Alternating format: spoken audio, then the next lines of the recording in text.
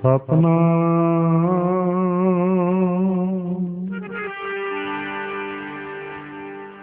ਸਤਨਾਮ ਸ੍ਰੀ ਵਾਹਿਗੁਰੂ ਸਾਹਿਬ JIO. ਡੰਡੌਤ ਬੰਦਨ ਆਨਿਕ ਵਾਰ,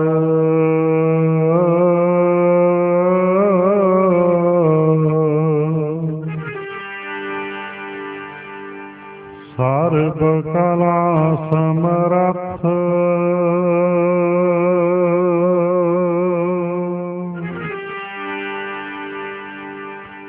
ਡੋਲਨ ਤੇ ਰਾਖੋ ਪ੍ਰਭੂ।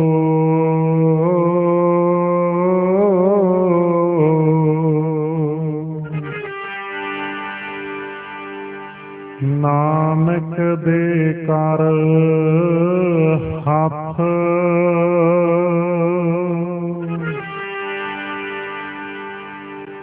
ਭਾਵ ਸੁਹਾਵੇ ਜਾਂ ਤਾਉ ਧਿਰ ਜੁਲਦੇ।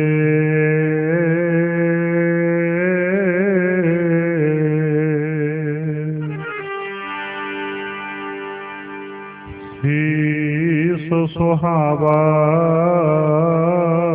ਚਰਨੀ,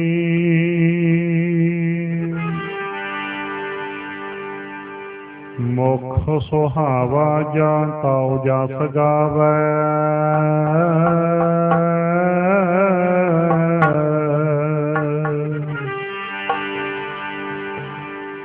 ਜਿਉ ਪਾਇਆ ਤਾਉ ਸ਼ਰਨੀ,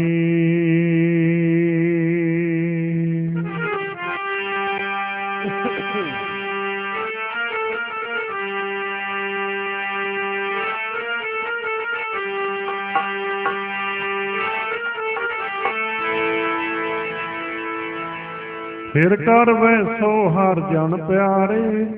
ਸਤਿਗੁਰ ਤੁਮਰੇ ਕਾਜ ਸਵਾਰੇ, ਫਿਰ ਕਰ ਵੈਸੋ ਹਰ ਜਨ ਪਿਆਰੇ। ਸਤਿਗੁਰ ਤੁਮਰੇ ਕਾਜ ਸਵਾਰੇ, ਕਰ ਵੈਸੋ ਹਰ ਜਨ ਪਿਆਰੇ। ਸਤਿਗੁਰ ਤੁਮਰੇ ਕਾਜ ਸਵਾਰੇ, ਤੇਰੇ ਕਰ ਵੈਸੋ ਹਰ ਜਨ ਪਿਆਰੇ। ਸਤਿਗੁਰ ਤੁਮਰੇ ਕਾਜ ਸਵਾਰੇ।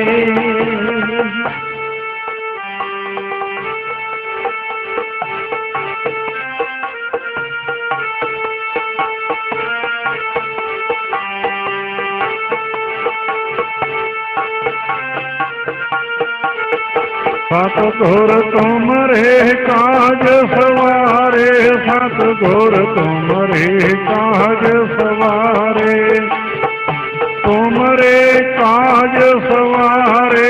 ਸਤਿਗੁਰ ਤੁਮਰੇ ਕਾਜ ਸਵਾਰੇ, ਸਤਿਗੁਰ ਤੁਮਰੇ ਕਾਜ ਸਵਾਰੇ। ਸਤਿਗੁਰ ਤੁਮਰੇ ਕਾਜ ਸਵਾਰੇ। ਸਤਿਗੁਰ ਤੁਮਰੇ ਕਾਜ ਸਵਾਰੇ। ਸਤਿਗੁਰ ਤੁਮਰੇ ਕਾਜ ਸਵਾਰੇ।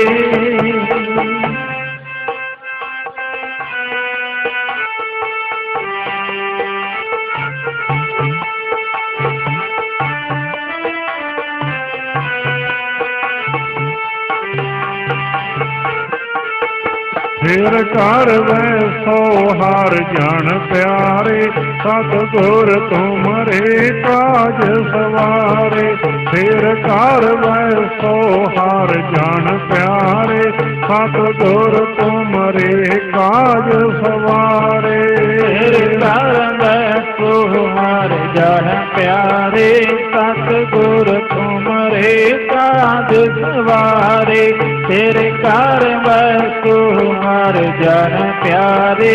ਸਤਿਗੁਰ ਤੁਮਰੇ ਕਾਜ ਸਵਾਰੇ।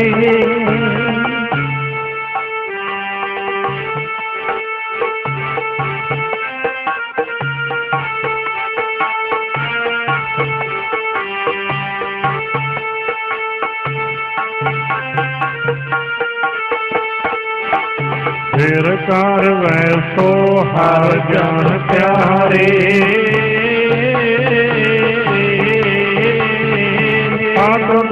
ਤੁਮਰੇ ਕਾਜ ਸਵਾਰੇ ਦੁਸ਼ਟ ਦੂਤ ਪਰਮੇਸ਼ਰ ਮਾਰੇ ਜਾਨਕੀ ਪੈਜ ਰੱਖੀ ਕਰਤਾਰੇ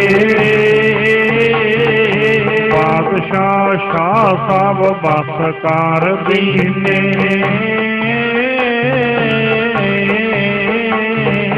ਅੰਮ੍ਰਿਤ ਨਾਮ ਮਹਾਰਸ ਪੀਨੇ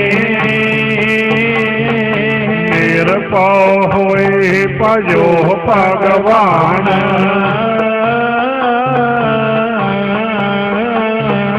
ਸਾਧ ਸੰਗਤ ਮਿਲ ਕੀਨੋ ਦਾਨ ਕਾਰਨ ਪਰੇ ਪਾਵੇ ਅੰਤਰ ਜਾਮੀ ਨਾਨਕ ਓਟ ਪਕਰੀ ਪ੍ਰਭ ਸੁਆਮੀ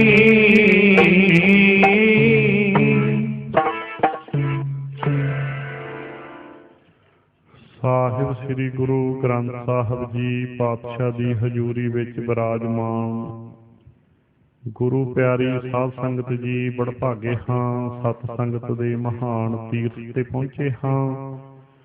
ਆਪਣੀਆਂ ਸੁਰਤੀਆਂ ਨੂੰ ਇਕਾਗਰ ਰੱਖਦੇ ਹੋਏ ਆਪਸ ਵਿੱਚ ਪਾਈਏ ਫਤਿਹ ਦੀ ਸਾਂਝ। ਪ੍ਰੇਮ ਤੇ ਸਤਿਕਾਰ ਨਾਲ ਸਾਰੀ ਸੰਗਤ ਬੋਲਿਓ ਜੀ ਵਾਹਿਗੁਰੂ ਜੀ ਕਾ ਖਾਲਸਾ ਵਾਹਿਗੁਰੂ ਜੀ ਕੀ ਫਤਿਹ। ਆਓ ਸਾਧ ਸੰਗਤ ਸਤ ਸੰਗਤ ਦੀਆਂ ਅਮੋਲਕ ਘੜੀਆਂ ਪ੍ਰਾਪਤ ਹੋਈਆਂ। ਰਾਤ ਦੇ ਦੀਵਾਨ ਵਿੱਚ ਆਪਾਂ ਵਿਚਾਰ ਕੀਤੀ ਸੀ ਮਾਤਾ ਮੱਤ, ਪਿਤਾ ਸੰਤੋਖ, ਸੱਤ ਭਾਈ ਕਰ ਇਹ ਵਿਸ਼ੇਸ਼। ਸੋ ਵਿਸ਼ੇਸ਼ ਕਰਕੇ ਮੱਤ ਨੂੰ ਮਾਤਾ ਬਣਾ, ਸੰਤੋਖ ਨੂੰ ਪਿਤਾ ਬਣਾ, ਸੱਚੇ ਆਚਰਨ ਨੂੰ ਆਪਣਾ ਭਾਈ ਬਣਾ। ਇਸ ਨੁਕਤੇ ਤੇ ਆਪ ਸਾਰਾ ਦੀਵਾਨ ਰਾਤ ਸੁਣ ਚੁੱਕੇ ਹੋ। ਆਓ ਅੱਜ ਦਾ ਦੀਵਾਨ ਸੋ ਜੋ ਆਪ ਨੂੰ ਪਤਾ ਹੈ ਅੱਜ ਖਾਲਸਾ ਸਾਜਨਾ ਦਿਵਸ ਹੈ।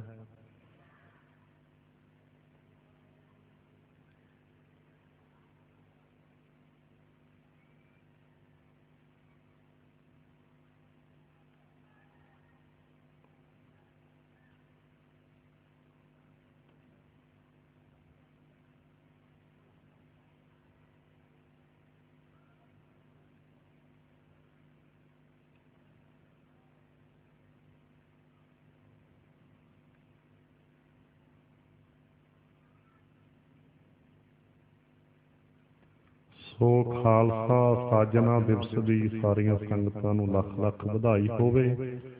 ਸੋ ਅੱਜ ਆਪਾਂ ਖਾਲਸੇ ਦੀ ਸਾਜਨਾ ਤੇ ਰਹਿਤ ਬਾਰੇ ਕੋਸ਼ਿਸ਼ ਕਰਦੇ ਹਾਂ ਵਿਚਾਰ ਕਰਨ ਦੀ।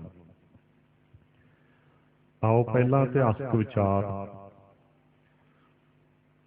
ਕਿ ਦਸ਼ਮੇਸ਼ ਪਿਤਾ ਜੀ ਨੇ 1699 ਦੀ ਵਿਸਾਖੀ ਤੋਂ ਕਾਫੀ ਸਮਾਂ ਪਹਿਲਾਂ ਵੱਖ-ਵੱਖ ਇਲਾਕਿਆਂ ਦੇ ਵਿੱਚ ਹੁਕਮਨਾਮੇ ਭੇਜ ਦਿੱਤੇ ਕਿ ਇਸ ਵਾਰੀ ਵੱਧ ਤੋਂ ਵੱਧ ਸੰਗਤਾਂ ਅਨੰਦਪੁਰ ਸਾਹਿਬ ਪਹੁੰਚਣ। ਸੰਗਤਾਂ ਨੂੰ ਕੋਈ ਖਾਸ ਤੇ ਨਵਾਂ ਪ੍ਰੋਗਰਾਮ ਦੇਣਾ।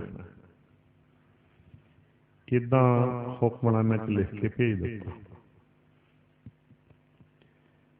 ਫਿਰ 1699 ਦੀ ਵਿਸਾਖੀ ਤੇ ਬਹੁਤ ਇਕੱਠ ਹੋਇਆ। ਇਤਿਹਾਸਕਾਰਾਂ ਦਾ ਵੱਖ-ਵੱਖ ਖਿਆਲ ਹੈ। ਚਲੋ ਆਪਾਂ ਇਉਂ ਕਹਿ ਦਿਓ ਵੀ ਇਕੱਠ ਬਹੁਤ ਹੋਇਆ। ਇਹ ਕਹਿ ਸਕਦੇ ਹਾਂ ਕਿ ਬੜੀ ਦੂਰ ਦੂਰ ਤੋਂ ਸੰਗਤ ਆਈ।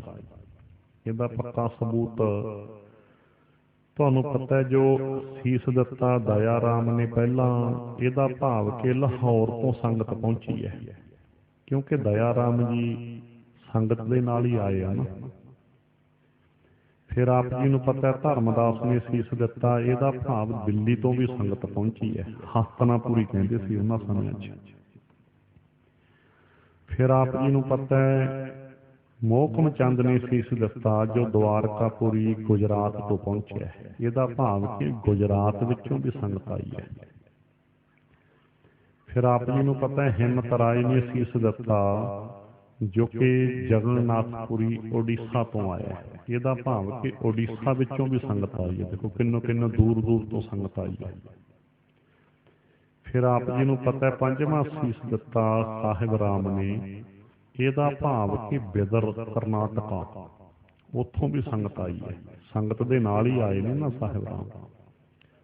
ਕਰਨਾਟਕਾ ਤੋਂ, ਉੜੀਸਾ ਤੋਂ, ਗੁਜਰਾਤ ਤੋਂ, ਦਿੱਲੀ ਤੋਂ, ਲਾਹੌਰ ਤੋਂ, ਭਾਵ ਕਿ ਇੰਨੀ ਦੂਰ ਦੂਰ ਤੋਂ ਸੰਗਤ ਆਈ ਹੈ। ਇੱਥੋਂ ਹਿਸਾਬ ਲਾਓ ਵੀ ਸਿੱਖੀ ਕਿੱਥੋਂ ਤੱਕ ਫੈਲੀ ਹੋਈ ਹੈ। ਦੇਖੋ ਕਿੰਨਾ ਪਿਆਰ ਹੈ ਗੁਰੂ ਘਰ ਦਾ। ਔਰ ਉਹਨਾਂ ਸਮਿਆਂ 'ਚ ਸੰਗਤ ਆਈ ਹੈ ਜਿਨ੍ਹਾਂ ਸਮਿਆਂ ਦੇ ਵਿੱਚ ਆਵਾਜਾਈ ਦਾ ਸਾਧਨ ਕੋਈ ਨਹੀਂ ਸੀ। ਇਹ ਨਾ ਸਮਝੋ ਵੀ ਟਿਕਟਾਂ ਬੁੱਕ ਕਰਾ ਲਈਆਂ ਤੇ ਰੇਲ ਗੱਡੀਆਂ ਤੇ ਚੜ੍ਹ ਕੇ ਆ ਗਏ ਹੋਣਗੇ। ਉਹਨਾਂ ਸਮਿਆਂ 'ਚ ਇੰਨੀ ਦੂਰ ਦੂਰ ਤੋਂ ਸੰਗਤ ਆਈ ਹੈ ਜਿਨ੍ਹਾਂ ਸਮਿਆਂ ਦੇ ਵਿੱਚ ਵਿਖੜੇ ਪੈਂਦੇ ਹੁੰਦੇ ਸੀ, ਜੰਗਲ ਵੇਲੇ ਹੁੰਦੇ ਸੀ, ਜੰਗਲੀ ਜਾਨਵਰ ਬੜੇ ਹੁੰਦੇ ਸੀ, ਚੀਤੇ ਬਘਿਆੜ ਵਗੈਰਾ। ਤਾਂ ਤੇ ਉਹਨਾਂ ਸਮਿਆਂ ਦੇ ਵਿੱਚ ਜਦੋਂ ਵਿਖੜੇ ਪੈਂਦੇ ਕਠਨ ਰਸਤੇ ਕਹਿ ਲਓ, ਹੁਣ ਲਾ ਲਓ ਹਿਸਾਬ ਕਰਨਾਟਕ ਵਾਲੀ ਸੰਗਤ ਤਾਂ ਘੱਟੋ ਘੱਟ ਮਹੀਨਾ ਡੂਢ ਮਹੀਨਾ ਪਹਿਲਾਂ ਤੁਰੀ ਹੋਊਗੀ, ਫੇਰ ਹੀ ਪਹੁੰਚੀ ਹੈ ਟਾਈਮ ਤੇ। ਉੜੀਸਾ ਵਾਲੀ ਸੰਗਤ ਕਿੰਨਾ ਸਮਾਂ ਪਹਿਲਾਂ ਤੁਰੀ ਹੋਣੀ ਹੈ। ਗੁਜਰਾਤ ਵਿੱਚੋਂ ਦਾ ਭਾਵ ਕਿੰਨਾ ਸਮਾਂ ਪਹਿਲਾਂ ਸੰਗਤ ਇਸ ਦਿਨ ਤੋਂ ਪਹਿਲਾਂ ਤਾਂ ਪਹੁੰਚ ਗਈ ਸੰਗਤ। ਇਹਦਾ ਭਾਵ ਚਾਲੇ ਤਾਂ ਬਹੁਤ ਸਮੇਂ ਪਹਿਲਾਂ ਤੋਂ ਪਾਏ ਹੋਏ ਆ। ਚਲੋ ਸਿੱਧ ਹੋਇਆ ਜੀ ਬੜੀ ਦੂਰ ਦੂਰ ਤੋਂ ਸੰਗਤਾਂ ਬਹੁਤ ਸਮਾਂ ਪਹਿਲਾਂ ਚਾਲੇ ਪਾ ਕੇ ਟੈਂਡਾ ਤੈਅ ਕਰਦੀਆਂ ਸਮੇਂ ਤੇ ਪਹੁੰਚੀਆਂ। ਹੁਣ ਜਿਸ ਵੇਲੇ ਬੜਾ ਇਕੱਠ ਹੋਇਆ ਹੈ, ਪੰਡਾਲ ਕਿੱਥੇ ਲੱਗਿਆ ਹੋਇਆ ਜਿੱਥੇ ਅੱਜ ਕੇਸਗੜ੍ਹ ਸਾਹਿਬ ਸੁਸ਼ੋਭਿਤ ਹੈ, ਤਖਤ ਸ੍ਰੀ ਕੇਸਗੜ੍ਹ ਸਾਹਿਬ ਸੁਸ਼ੋਭਿਤ ਹੈ। ਇੱਥੇ ਸਟੇਜ ਲੱਗੀ ਹੋਈ ਹੈ ਤੇ ਅੱਗੇ ਵੱਡਾ ਪੰਡਾਲ ਲੱਗਿਆ ਹੋਇਆ, ਤੰਬੂ ਕਨਾਤਾਂ ਲੱਗੇ ਹੋਏ ਆ, ਪੰਡਾਲ ਲੱਗਿਆ ਹੋਇਆ। ਹੁਣ 1699 ਦੀ ਵਿਸਾਖੀ ਪ੍ਰਭਾਤ ਵੇਲੇ ਦਾ ਸਮਾਂ, ਚੌਥਾ ਪਹਿਰ। ਕਿਉਂ ਚੌਥੇ ਪਹਿਰ ਸਵਾਹ ਕੇ ਸੁਰਤਿਆਂ ਉਪਜੈ ਚਾਓ, ਭਿੰਨੀ ਰੈਣੜੀਏ ਚਮਕਣ ਤਾਰੇ ਜਾਗਹਿ ਸੰਤ ਜਨਾ ਮੇਰੇ ਰਾਮ ਪਿਆਰੇ। ਸੋ ਹੁਣ ਪ੍ਰਭਾਤ ਵੇਲਾ ਚੌਥਾ ਪਹਿਰ ਦਾ ਸਮਾਂ ਹੈ। ਪੰਡਾਲ ਸਾਰਾ ਭਰਿਆ ਹੋਇਆ ਹੈ। ਜਿਸ ਵੇਲੇ ਸੰਗਤ ਪੰਡਾਲ ਦੇ ਵਿੱਚ ਪਹੁੰਚਦੀ ਹੈ ਤਾਂ ਫਿਰ ਬੈਨਰ ਵੀ ਏਦਾਂ ਦੀ ਲਾਏ ਹੋਏ ਨੇ ਪੰਡਾਲ ਦੇ ਵਿੱਚ। ਇੱਕ ਸੁਨੇਹਾ ਪਹਿਲਾਂ ਹੀ ਦਿੱਤਾ ਜਾ ਰਿਹਾ ਹੈ, ਜਦੋਂ ਸੰਗਤ ਵੇਖਦੀ ਹੈ ਸਟੇਜ ਦੇ ਪਿਛਲੇ ਪਾਸੇ ਬੈਨਰ ਲੱਗਿਆ ਹੋਇਆ ਹੈ, ਜੋ ਤੋ ਪ੍ਰੇਮ ਖੇਲਣ ਕਾ ਚਾਓ, ਸਿਰ ਤਲ ਤਲੀ ਗਲੀ ਮੇਰੀ ਆਓ, ਇਤ ਮਾਰਗ ਪੈਰ ਧਰੀਜੈ ਸਿਰ ਦੀਜੈ, ਕਾਣ ਨਾ ਕੀਜੈ। ਨਾਲ ਹੀ ਇੱਕ ਬੈਨਰ ਲੱਗਿਆ ਹੋਇਆ, ਸੂਰਾ ਸੋ ਪਹਿਚਾਨੀਏ, ਜੋ ਲੜੈ ਦੀਨ ਕੇ ਹੇਤ, ਪੁਰਜਾ ਪੁਰਜਾ ਕੱਟ ਮਰੈ ਕਬੂ ਨਾ ਛਾਡੈ ਖੇਤ। ਜੇ ਪੰਡਾਲ ਦੇ ਸੱਜੇ ਪਾਸੇ ਨਿਗਾਹ ਪੈਂਦੀ ਹੈ ਤੇ ਇੱਕ ਬੈਨਰ ਤੇ ਲਿਖਿਆ ਪਿਆ, ਪਹਿਲਾ ਮਰਨ ਕਬੂਲ ਜੀਵਨ ਕੀ ਛਾਡਾਸ, ਹੋ ਸਭਨਾ ਕੀ ਰੇਣੁਕਾ ਕਉ ਆਓ ਹਮਾਰੇ ਪਾਸ। ਖੱਬੇ ਪਾਸੇ ਨਿਗਾਹ ਮਾਰ ਗਈ ਤੇ ਬੈਨਰ ਲੱਗਿਆ ਪਿਆ, ਮਰਨ ਮੁਨਸਾ ਸੂਰਿਆ ਹੱਕ ਹੈ, ਜੋ ਹੋਏ ਮਰੇ ਪਰਵਾਣੋ। ਅੱਜ ਬੈਨਰ ਵੀ ਇਦਾਂ ਦੀ ਲੱਗੇ ਹੋਏ ਹੈ, ਇਦਾਂ ਦੀਆਂ ਪੰਗਤੀਆਂ ਲਿਖੀਆਂ ਹੋਈਆਂ ਚਾਰ ਚੁਫੇਰੇ ਪੰਡਾਲ ਦੇ ਵਿੱਚ। ਹੁਣ 1699 ਦੀ ਵਿਸਾਖੀ ਦਾ ਅੰਮ੍ਰਿਤ ਵੇਲਾ, ਪ੍ਰਭਾਤ ਵੇਲਾ, ਚੌਥਾ ਪਹਿਰ। ਨਿਤਨੇਮ ਹੋਇਆ, ਸਿਮਰਨ ਹੋਇਆ, ਆਸਾ ਜੀ ਦੀ ਵਾਰ ਦਾ ਕੀਰਤਨ ਹੋ ਰਿਹਾ। ਆਸਾ ਜੀ ਦੀ ਵਾਰ ਦੇ ਕੀਰਤਨ ਦੀ ਸਮਾਪਤੀ ਹੋਈ ਹੈ, ਪਹੁ ਪਠਾਲਾ ਹੋਇਆ। ਜਿਸ ਵੇਲੇ ਦਿਨ ਦਾ ਚੜ੍ਹਾਅ ਜਿਹਾ ਹੋਣ ਲੱਗਿਆ, ਹੁਣ ਸਮਾਪਤੀ ਹੋ ਗਈ ਤੇ ਦਸ਼ਮੇਸ਼ ਪਿਤਾ ਜੀ ਨੇ ਵਚਨ ਕਰਤਾ ਕਿ ਸੰਗਤੇ ਇਉਂ ਕਰੋ, ਗੁਰੂ ਕੇ ਲੰਗਰ ਦੇ ਵਿੱਚ ਪਹੁੰਚ ਕੇ ਹਾਜ਼ਰੀ ਦਾ ਪ੍ਰਸ਼ਾਦਾ ਛਕੋ, ਨਾਸ਼ਤਾ ਕਰੋ, ਉਸ ਤੋਂ ਬਾਅਦ ਆ ਕੇ ਫੇਰ ਤੁਸੀਂ ਪੰਡਾਲ ਦੇ ਵਿੱਚ ਬੈਠ ਜਾਣਾ ਤੇ ਤੁਹਾਨੂੰ ਕੋਈ ਪ੍ਰੋਗਰਾਮ ਦੇਵਾਂਗੇ। ਗੁਰੂ ਜੀ ਦਾ ਵਚਨ ਮੰਨ ਕੇ ਸੰਗਤਾਂ ਇੱਕ ਵਾਰ ਗੁਰੂ ਕੇ ਲੰਗਰ ਵਿੱਚ ਪਹੁੰਚੀਆਂ, ਨਾਸ਼ਤਾ ਕੀਤਾ, ਹਾਜ਼ਰੀ ਦਾ ਪ੍ਰਸ਼ਾਦਾ ਛਕਿਆ ਕਹਿ ਲਓ। ਪ੍ਰਸ਼ਾਦਾ ਛਕ ਕੇ ਤੇ ਵਾਪਸ ਬੈਠਣੀਆਂ ਸ਼ੁਰੂ ਹੋ ਗਈਆਂ। ਗੁਰੂ ਘਰ ਦੇ ਰਾਗੀ ਸਿੰਘਾਂ ਨੂੰ ਵੀ ਗੁਰੂ ਸਾਹਿਬ ਇਹ ਕਹਿ ਗਏ ਕਿ ਤੁਸੀਂ ਵੀ ਭਾਈ ਨਾਸ਼ਤਾ ਕਰ ਲਓ। ਉਸ ਤੋਂ ਬਾਅਦ ਆ ਕੇ ਉਹਨਾਂ ਨੂੰ ਵੀ ਸਮਝਾ ਦਿੱਤਾ ਵੀ ਆ ਜੋ ਸ਼ਬਦ ਲਿਖੇ ਹੋਏ ਨੇ ਨਾ ਆਸੇ ਪਾਸੇ, ਇਹਨਾਂ ਹੀ ਸ਼ਬਦਾਂ ਦਾ ਵੀਰ ਰਸ ਦੇ ਵਿੱਚ ਕੀਰਤਨ ਕਰਨਾ ਸ਼ੁਰੂ ਕਰ ਦੇਣਾ। ਇਦਾਂ ਦੀ ਹਦਾਇਤ ਗੁਰੂ ਘਰ ਦੇ ਰਾਗੀਆਂ ਨੂੰ ਦੇ ਕੇ ਗੁਰੂ ਸਾਹਿਬ ਜੀ ਗੁਪਤ ਥਾਂ ਤੇ ਚਲੇ ਗਏ। ਹੁਣ ਸੰਗਤਾਂ ਸੁਬਾਹ ਦਾ ਪ੍ਰਸ਼ਾਦਾ ਛਕ ਕੇ ਨਾਸ਼ਤਾ ਕਰਕੇ ਆ ਕੇ ਬੈਠਣੀਆਂ ਸ਼ੁਰੂ ਹੋ ਗਈਆਂ। ਪੰਡਾਲ ਫੇਰ ਭਰ ਗਿਆ ਖੱਚਾ ਖੱਚ। ਗੁਰੂ ਘਰ ਦੇ ਰਾਗੀ ਵੀ ਨਾਸ਼ਤਾ ਕਰਕੇ ਸਟੇਜ ਤੇ ਪਹੁੰਚੇ ਤੇ ਵੀਰ ਰਸੀ ਸ਼ਬਦਾਂ ਦਾ ਕੀਰਤਨ ਹੋਣਾ ਸਟੇਜ ਤੋਂ ਸ਼ੁਰੂ ਹੋ ਗਿਆ। ਜੋ ਤੋ ਪ੍ਰੇਮ ਖੇਲਣ ਕਾ ਚਾਓ, ਸਿਰ ਤਲ ਤਲੀ ਗਲੀ ਮੇਰੀਆਂ ਓ। ਜੋ ਤੋ ਪ੍ਰੇਮ ਖੇਲਣ ਕਾ ਚਾਓ, ਸਿਰ ਤਲ ਤਲੀ ਗਲੀ ਮੇਰੀਆਂ ਓ। ਜੋ ਤੋ ਪ੍ਰੇਮ ਖੇਲਣ ਕਾ ਚਾਓ, ਸਿਰ ਤਲ ਤਲੀ ਗਲੀ ਮੇਰੀਆਂ ਓ। ਜੋ ਤੋ ਪ੍ਰੇਮ ਖੇਲਣ ਕਾ ਚਾਓ, ਸਿਰ ਤਲ ਤਲੀ ਗਲੀ ਮੇਰੀਆਂ ਓ।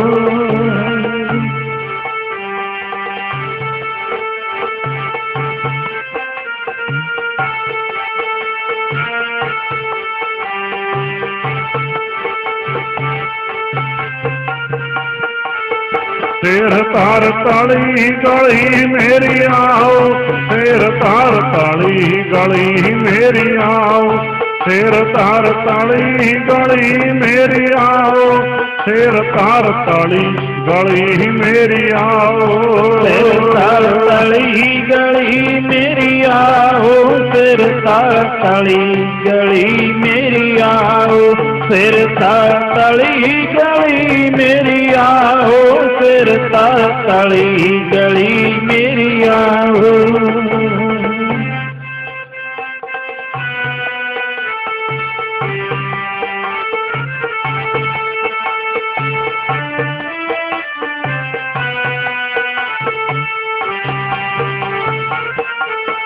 ਜੋ ਤੋ ਪ੍ਰੇਮ ਖਿਲਣ ਕਾ ਚਾਓ, ਸਿਰ ਧਰ ਤਲੀ ਗਲੀ ਮੇਰੀਆਂ ਓ। ਜੋ ਤੋ ਪ੍ਰੇਮ ਖਿਲਣ ਕਾ ਚਾਓ, ਸਿਰ ਧਰ ਤਲੀ ਗਲੀ ਮੇਰੀਆਂ ਓ। ਜੋ ਤੋ ਪ੍ਰੇਮ ਖਿਲਣ ਕਾ ਚਾਓ, ਸਿਰ ਧਰ ਤਲੀ ਗਲੀ ਮੇਰੀਆਂ ਓ। ਜੋ ਤੋ ਪ੍ਰੇਮ ਖਿਲਣ ਕਾ ਚਾਓ, ਸਿਰ ਧਰ ਤਲੀ ਗਲੀ ਮੇਰੀਆਂ ਓ।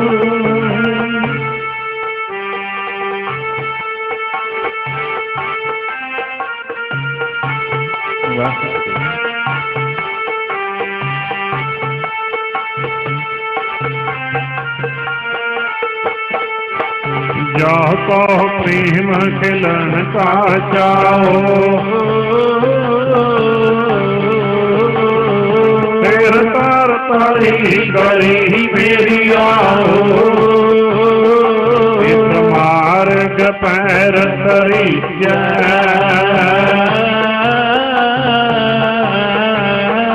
ਫਿਰ ਦੀਜੈ ਕਾਣ ਨ ਕੀਜੈ।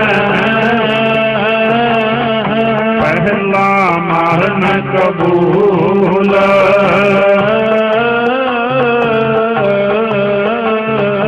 ਜੀਵਨ ਕੀ ਛੱਡ ਆਸ। ਉਹ ਸਵਣਾ ਕੀ ਰੇਣ ਪਾ,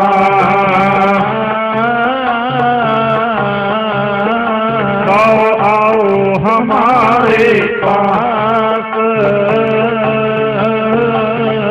तोरा सो पहचान दिया जो हमारे दीन के पुरजा काट मरै, कब हो न शांत चेत।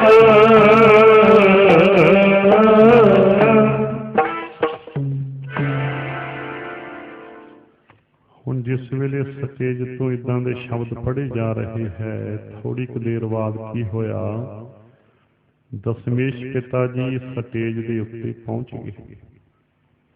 ਜਿਸ ਵੇਲੇ ਸਟੇਜ ਤੇ ਪਹੁੰਚੇ, ਸਾਰੀ ਸੰਗਤ ਦੀਆਂ ਨਿਗਾਹ ਸਟੇਜ ਵੱਲ ਨੂੰ ਟਿਕ ਗਈਆਂ। ਬੜਾ ਹੀ ਅਜੀਬ ਦਰਸ਼ਨ ਹੈ ਕਿਉਂਕਿ ਜਦੋਂ ਗੁਰੂ ਜੀ ਸਟੇਜ ਤੇ ਪਹੁੰਚੇ ਨੇ ਤਾਂ ਸਤਿਗੁਰਾਂ ਦੇ ਨੇਤਰਾਂ ਵਿੱਚ ਬੀਰ ਰਸ ਦੀ ਲਾਲੀ ਚੜ੍ਹੀ ਹੋਈ ਹੈ। ਸਤਿਗੁਰਾਂ ਦੇ ਹੱਥ ਵਿੱਚ ਬਿਨਾਂ ਮਿਆਨ ਤੋਂ ਸ੍ਰੀ ਸਾਹਿਬ ਫੜੀ ਹੋਈ ਹੈ। ਹੁਣ ਸਟੇਜ ਤੇ ਪਹੁੰਚੇ ਤੇ ਇੱਕਦਮ ਸ੍ਰੀ ਸਾਹਿਬ ਵਾਲਾ ਕਿਰਪਾਨ ਵਾਲਾ ਹੱਥ ਉੱਪਰ ਕਰਕੇ ਸਾਰੀ ਸੰਗਤ ਨੂੰ ਇੱਕ ਆਵਾਜ਼ ਦਿੱਤੀ।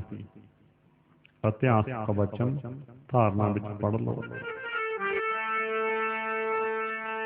ਜਿਹਨੇ ਸੀਸ ਧਰਮ ਲੇਖੇ ਲਾਉਣੇ,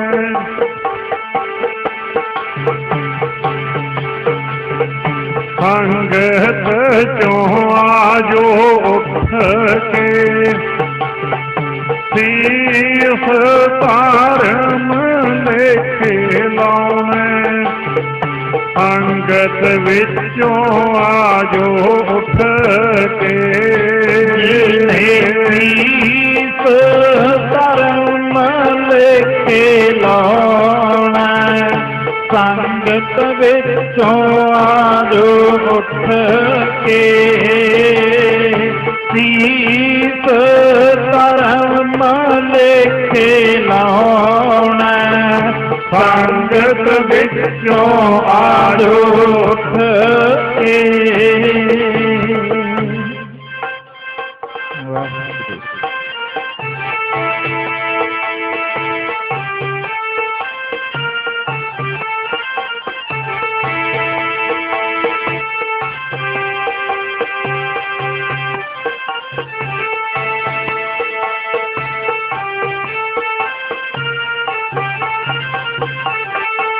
ਗੁਰੂ ਜੀ ਕਹਿੰਦੇ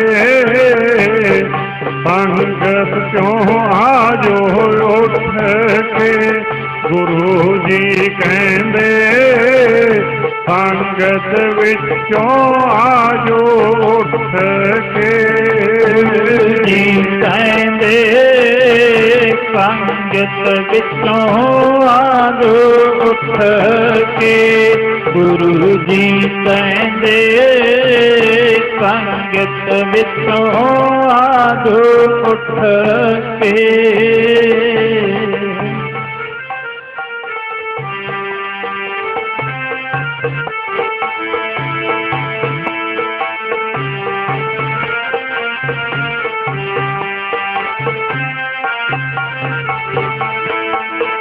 ਜਿਹਨੇ ਸੀਸ ਧਰਮ ਲੇਖੇ ਲਾਉਣੇ, ਸੰਗਤ ਵਿੱਚੋਂ ਆਜੋ ਉੱਠ ਕੇ। ਸੀਸ ਧਰਮ ਲੇਖੇ ਲਾਉਣੇ, ਸੰਗਤ ਵਿੱਚੋਂ ਆਜੋ ਉੱਠ ਕੇ।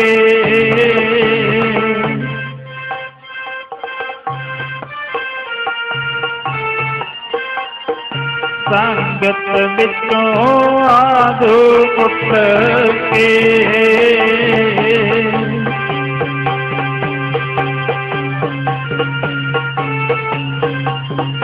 ਸੰਗਤ ਵਿੱਚੋਂ ਆਜੋ ਉੱਠ ਕੇ। ਗੁਰੂ ਜੀ ਨੇ ਬੀਰ ਰਸੀ ਆਵਾਜ਼ ਦੇ ਵਿੱਚ ਹੋਕਾ ਦਿੱਤਾ ਕਿ ਇੱਕ ਸੀਸ ਦੀ ਲੋੜ ਹੈ। ਜਿਹਨੇ ਸੀਸ ਧਰਮ ਲੇਖੇ ਲਾਉਣਾ ਹੈ ਉਹ ਸੰਗਤ ਦੇ ਵਿੱਚੋਂ ਉੱਠ ਕੇ ਆ ਜਾਓ। ਹੁਣ ਇੱਕ ਬੜੀ ਹੀ ਅਜੀਬ ਮੰਗ ਹੈ। ਜਿਸ ਵੇਲੇ ਇਸ ਮੰਗ ਨੂੰ ਸੁਣਿਆ ਤਾਂ ਉਸ ਵੇਲੇ ਭਾਈ ਦਇਆ ਰਾਮ ਜੀ ਲਾਹੌਰ ਦੇ ਰਹਿਣ ਵਾਲੇ, ਇਹ ਸਿਰਫ ਦੱਸਣ ਵਾਸਤੇ ਜਾਣੀ ਕਿ ਪੂਰਾ ਵੇਰਵਾ ਦੇਣਾ ਪੈਂਦਾ ਹੈ, ਲਾਹੌਰ ਦੇ ਰਹਿਣ ਵਾਲੇ ਖੱਤਰੀਆਂ ਦੇ ਘਰ ਦਾ ਜਨਮ, ਸੰਗਤ ਵਿੱਚੋਂ ਉੱਠ ਕੇ ਹੱਥਾਂ ਦੇ ਨਾਲ ਸੰਗਤ ਨੂੰ ਪਿਆਰ ਨਾਲ ਪਾਸੇ ਕਰਦੇ ਹੋਏ ਸਟੇਜ ਵੱਲ ਨੂੰ ਕਾਹਲੀ ਦੇ ਨਾਲ ਆ ਰਹੇ। ਹੁਣ ਭਾਈ ਦਇਆ ਰਾਮ ਸਟੇਜ ਦੇ ਕੋਲ ਪਹੁੰਚ ਗਿਆ, ਹੱਥ ਜੋੜ ਸੀਸ ਝੁਕਾ ਕੇ ਖੜ ਗਿਆ। ਚੋਜੀ ਪ੍ਰੀਤਮ ਦੇ ਚੋਜ ਕਹਿੰਦੇ ਭਾਈ ਸਟੇਜ ਕੋਲੇ ਕੀ ਲੈਣਾ ਹੈ? ਕਹਿੰਦਾ ਮਹਾਰਾਜ ਆਪ ਜੀ ਨੇ ਸੀਸ ਦੀ ਮੰਗ ਕੀਤੀ ਹੈ, ਸੀਸ ਹਾਜ਼ਰ ਹੈ। ਗੁਰੂ ਸਾਹਿਬ ਕਹਿੰਦੇ ਦਇਆ ਰਾਮ ਸੀਸ ਦੇਣ ਨੂੰ ਜੀ ਕਰਦਾ, ਸੋਚ ਲਾ ਵਿਚਾਰ ਲਾ, ਵਿਚਾਰ ਲਾ ਸੀਸ ਦੇਣ ਨੂੰ ਜੀ ਕਰਦਾ। ਜਦੋਂ ਇੰਨਾ ਕਿਹਾ ਤਾਂ ਉਸ ਵੇਲੇ ਦਇਆ ਰਾਮ ਹੱਥ ਜੋੜ ਕੀ ਕਹਿੰਦਾ? ਸਤਿਗੁਰ ਸੀਸ ਅਮਾਨਤ ਸੋਢੀ ਸੋਡੇ ਕੋਲ ਹਾਜ਼ਰ ਹੈ। ਸਤਿਗੁਰ ਸੀਸ ਅਮਾਨਤ ਸੋਢੀ ਸੋਡੇ ਕੋਲ ਹਾਜ਼ਰ ਹੈ। ਸਤਿਗੁਰ ਸੀਸ ਅਮਾਨਤ ਸੋਢੀ ਸੋਡੇ ਕੋਲ ਹਾਜ਼ਰ ਹੈ। ਸਤਿਗੁਰ ਸੀਸ ਅਮਾਨਤ ਸੋਢੀ ਸੋਡੇ ਕੋਲ ਹਾਜ਼ਰ ਹੈ।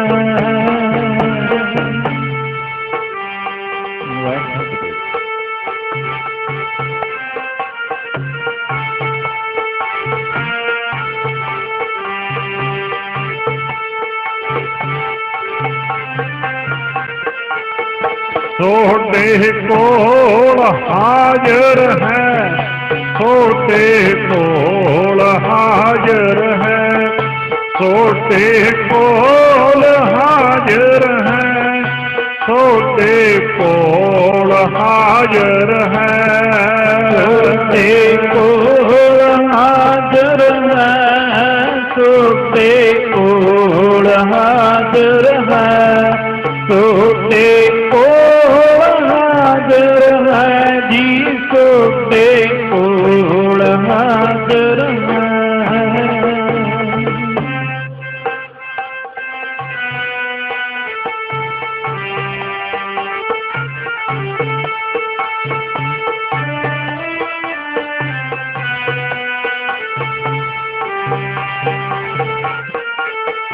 ਸਤਿਗੁਰ ਸੀਸ ਅਮਾਨਤ ਸੋਢੀ ਤੁਹਾਡੇ ਕੋਲ ਹਾਜ਼ਰ ਹੈ।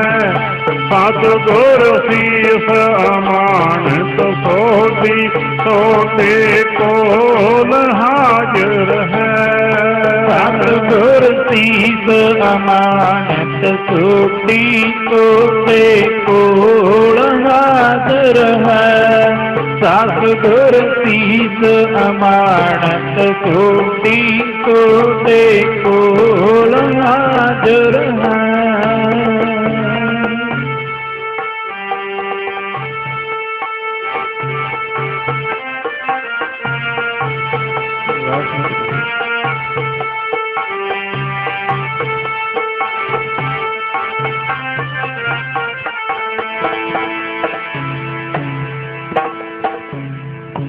ਦਇਆ ਰਾਮ ਕਹਿੰਦਾ ਪਾਤਸ਼ਾਹ ਜੀ ਸੀਸ ਤਾਂ ਪਹਿਲਾਂ ਹੀ ਆਪ ਜੀ ਦਾ ਹੈ, ਜਦੋਂ ਤੋਂ ਆਪ ਦੇ ਸਿੱਖ ਹਾਂ, ਸੀਸ ਤਾਂ ਉਸ ਦਿਨ ਤੋਂ ਹੀ ਆਪ ਜੀ ਦੀ ਅਮਾਨਤ ਹੈ। ਇਹਨੂੰ ਕਹਿੰਦੇ ਨੇ ਆਤਮ ਸਮਰਪਣ। ਪਾਤਸ਼ਾਹ ਜੀ ਤੁਹਾਡੀ ਅਮਾਨਤ ਤੁਹਾਡੇ ਕੋਲੇ ਹਾਜ਼ਰ ਹੈ, ਜਿਵੇਂ ਆਪ ਜੀ ਠੀਕ ਸਮਝਦੇ ਹੋ ਆਪਣੀ ਅਮਾਨਤ ਨੂੰ ਵਰਤ ਲਓ। ਸੀਸ ਤਾਂ ਪਹਿਲਾਂ ਹੀ ਤੁਹਾਡਾ। ਜਿਸ ਵੇਲੇ ਇੰਨਾ ਕਿਹਾ ਦਸ਼ਮੇਸ਼ ਪਿਤਾ ਜੀ ਦਇਆ ਰਾਮ ਨੂੰ ਤੰਬੂ ਦੇ ਵਿੱਚ ਲੈ ਗਏ। ਸਟੇਜ ਦੇ ਪਿਛਲੇ ਪਾਸੇ ਤੰਬੂ ਬਣਿਆ ਹੋਇਆ ਹੈ। ਜਿਸ ਵੇਲੇ ਸਟੇਜ ਖਾਲੀ ਹੋ ਗਈ, ਜਦੋਂ ਸਟੇਜ ਖਾਲੀ ਹੋ ਗਈ, ਪਿੱਛੋਂ ਜੋ ਕੁਝ ਕੁ ਖਿਸਕ ਗਏ। ਕੌਣ ਖਿਸਕੇ ਸੀ ਯਾਦ ਰੱਖਿਓ ਜੀ, ਇਤਿਹਾਸ ਨੂੰ ਠੀਕ ਢੰਗ ਨਾਲ ਸਮਝਣਾ ਹੁੰਦਾ। ਗੁਰੂ ਕੇ ਸਿੱਖ ਨਹੀਂ ਖਿਸਕੇ ਸੀ। ਕੌਣ ਖਿਸਕਿਆ ਸੀ? ਜਿਹੜੇ ਲੰਗਰਾਂ ਦੇ ਦਾਲੇ ਟੈਸਟ ਕਰਨ ਆਏ ਸੀ ਵੀ ਐਂ ਸੁਣਦੇ ਆ ਸਿੱਖ ਪਕੌੜੇ ਖਵਾਉਂਦੇ ਆ, ਜਲੇਬੀਆਂ ਖਵਾਉਂਦੇ ਆ ਵਿਸਾਖੀ ਨੂੰ।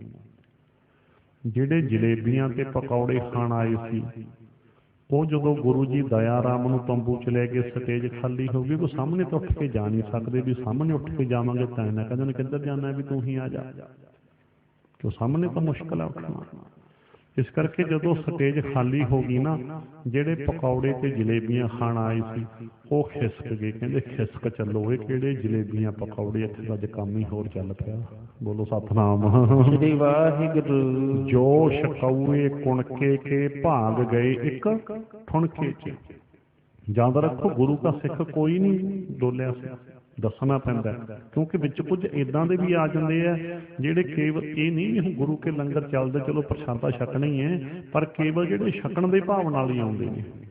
जिहड़े पकौड़े जलेबियां खाण आए सी ना, खिसक गए, कहंदे उड चलो, इत्थे तां काम ही हो रहा, किहड़े पकौड़े तां सिर मंगी जांदे आ जी, किहड़ियां जलेबियां, तुर चलो। इस करके वो कुछ क खिसक गए ਜਿਹੜੇ ਕੱਚੇ ਸੀ, ਜਿਹੜੇ ਇਦਾਂ ਦੇ ਆਏ ਸੀਗੇ ਮੇਲਾ ਮੂਲਾ ਦੇਖਣ ਆਏ ਸੀ ਨਾ। ਇਹ ਜੋੜ ਮੇਲੇ ਹੁੰਦੇ ਨੇ।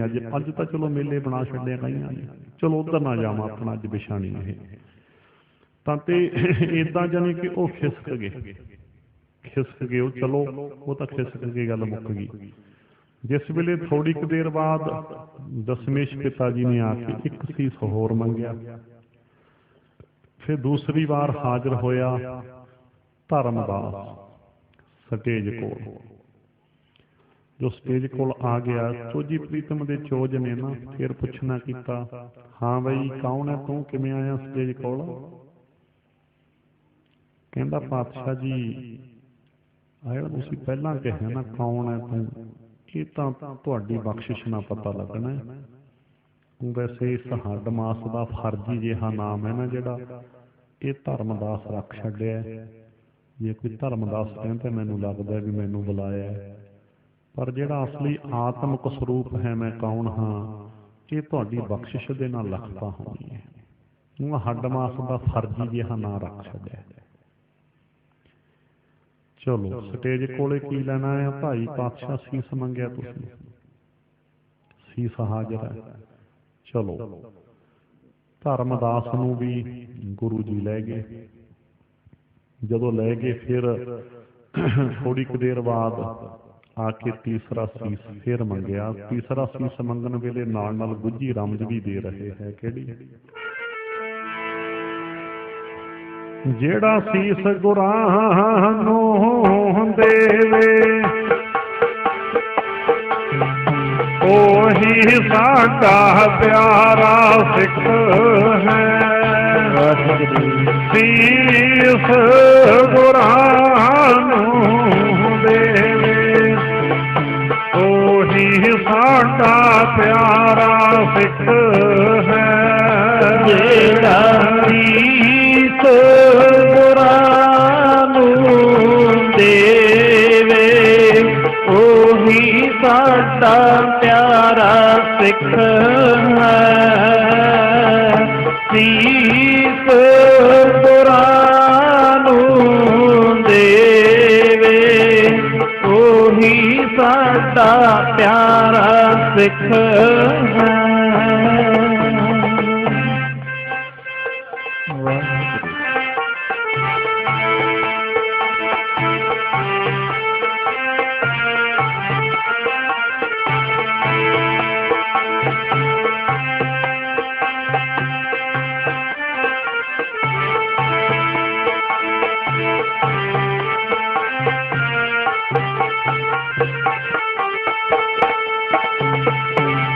ਗੁਰੂ ਜੀ ਕਹਿੰਦੇ ਉਹੀ ਸਾਡਾ ਪਿਆਰਾ ਸਿੱਖ ਹੈ। ਗੁਰੂ ਜੀ ਕਹਿੰਦੇ ਉਹੀ ਸਾਡਾ ਪਿਆਰਾ ਸਿੱਖ ਹੈ। ਜੀ ਕਹਿੰਦੇ ਉਹੀ ਸਾਡਾ ਪਿਆਰਾ ਸਿੱਖ ਹੈ। ਗੁਰੂ ਜੀ ਕਹਿੰਦੇ ਉਹੀ ਸਾਡਾ ਪਿਆਰਾ ਸਿੱਖ ਹੈ।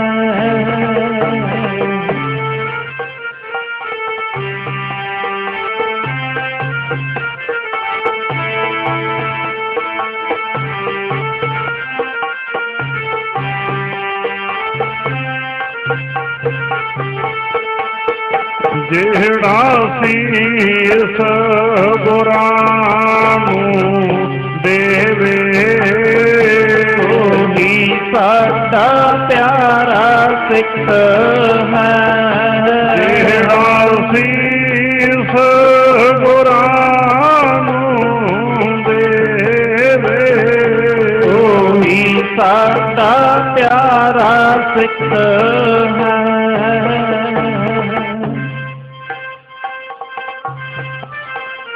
ਬੋਲਿਆ ਕਰੋ ਉਹੀ ਸਾਡਾ ਪਿਆਰਾ ਸਿੱਖ ਹੈ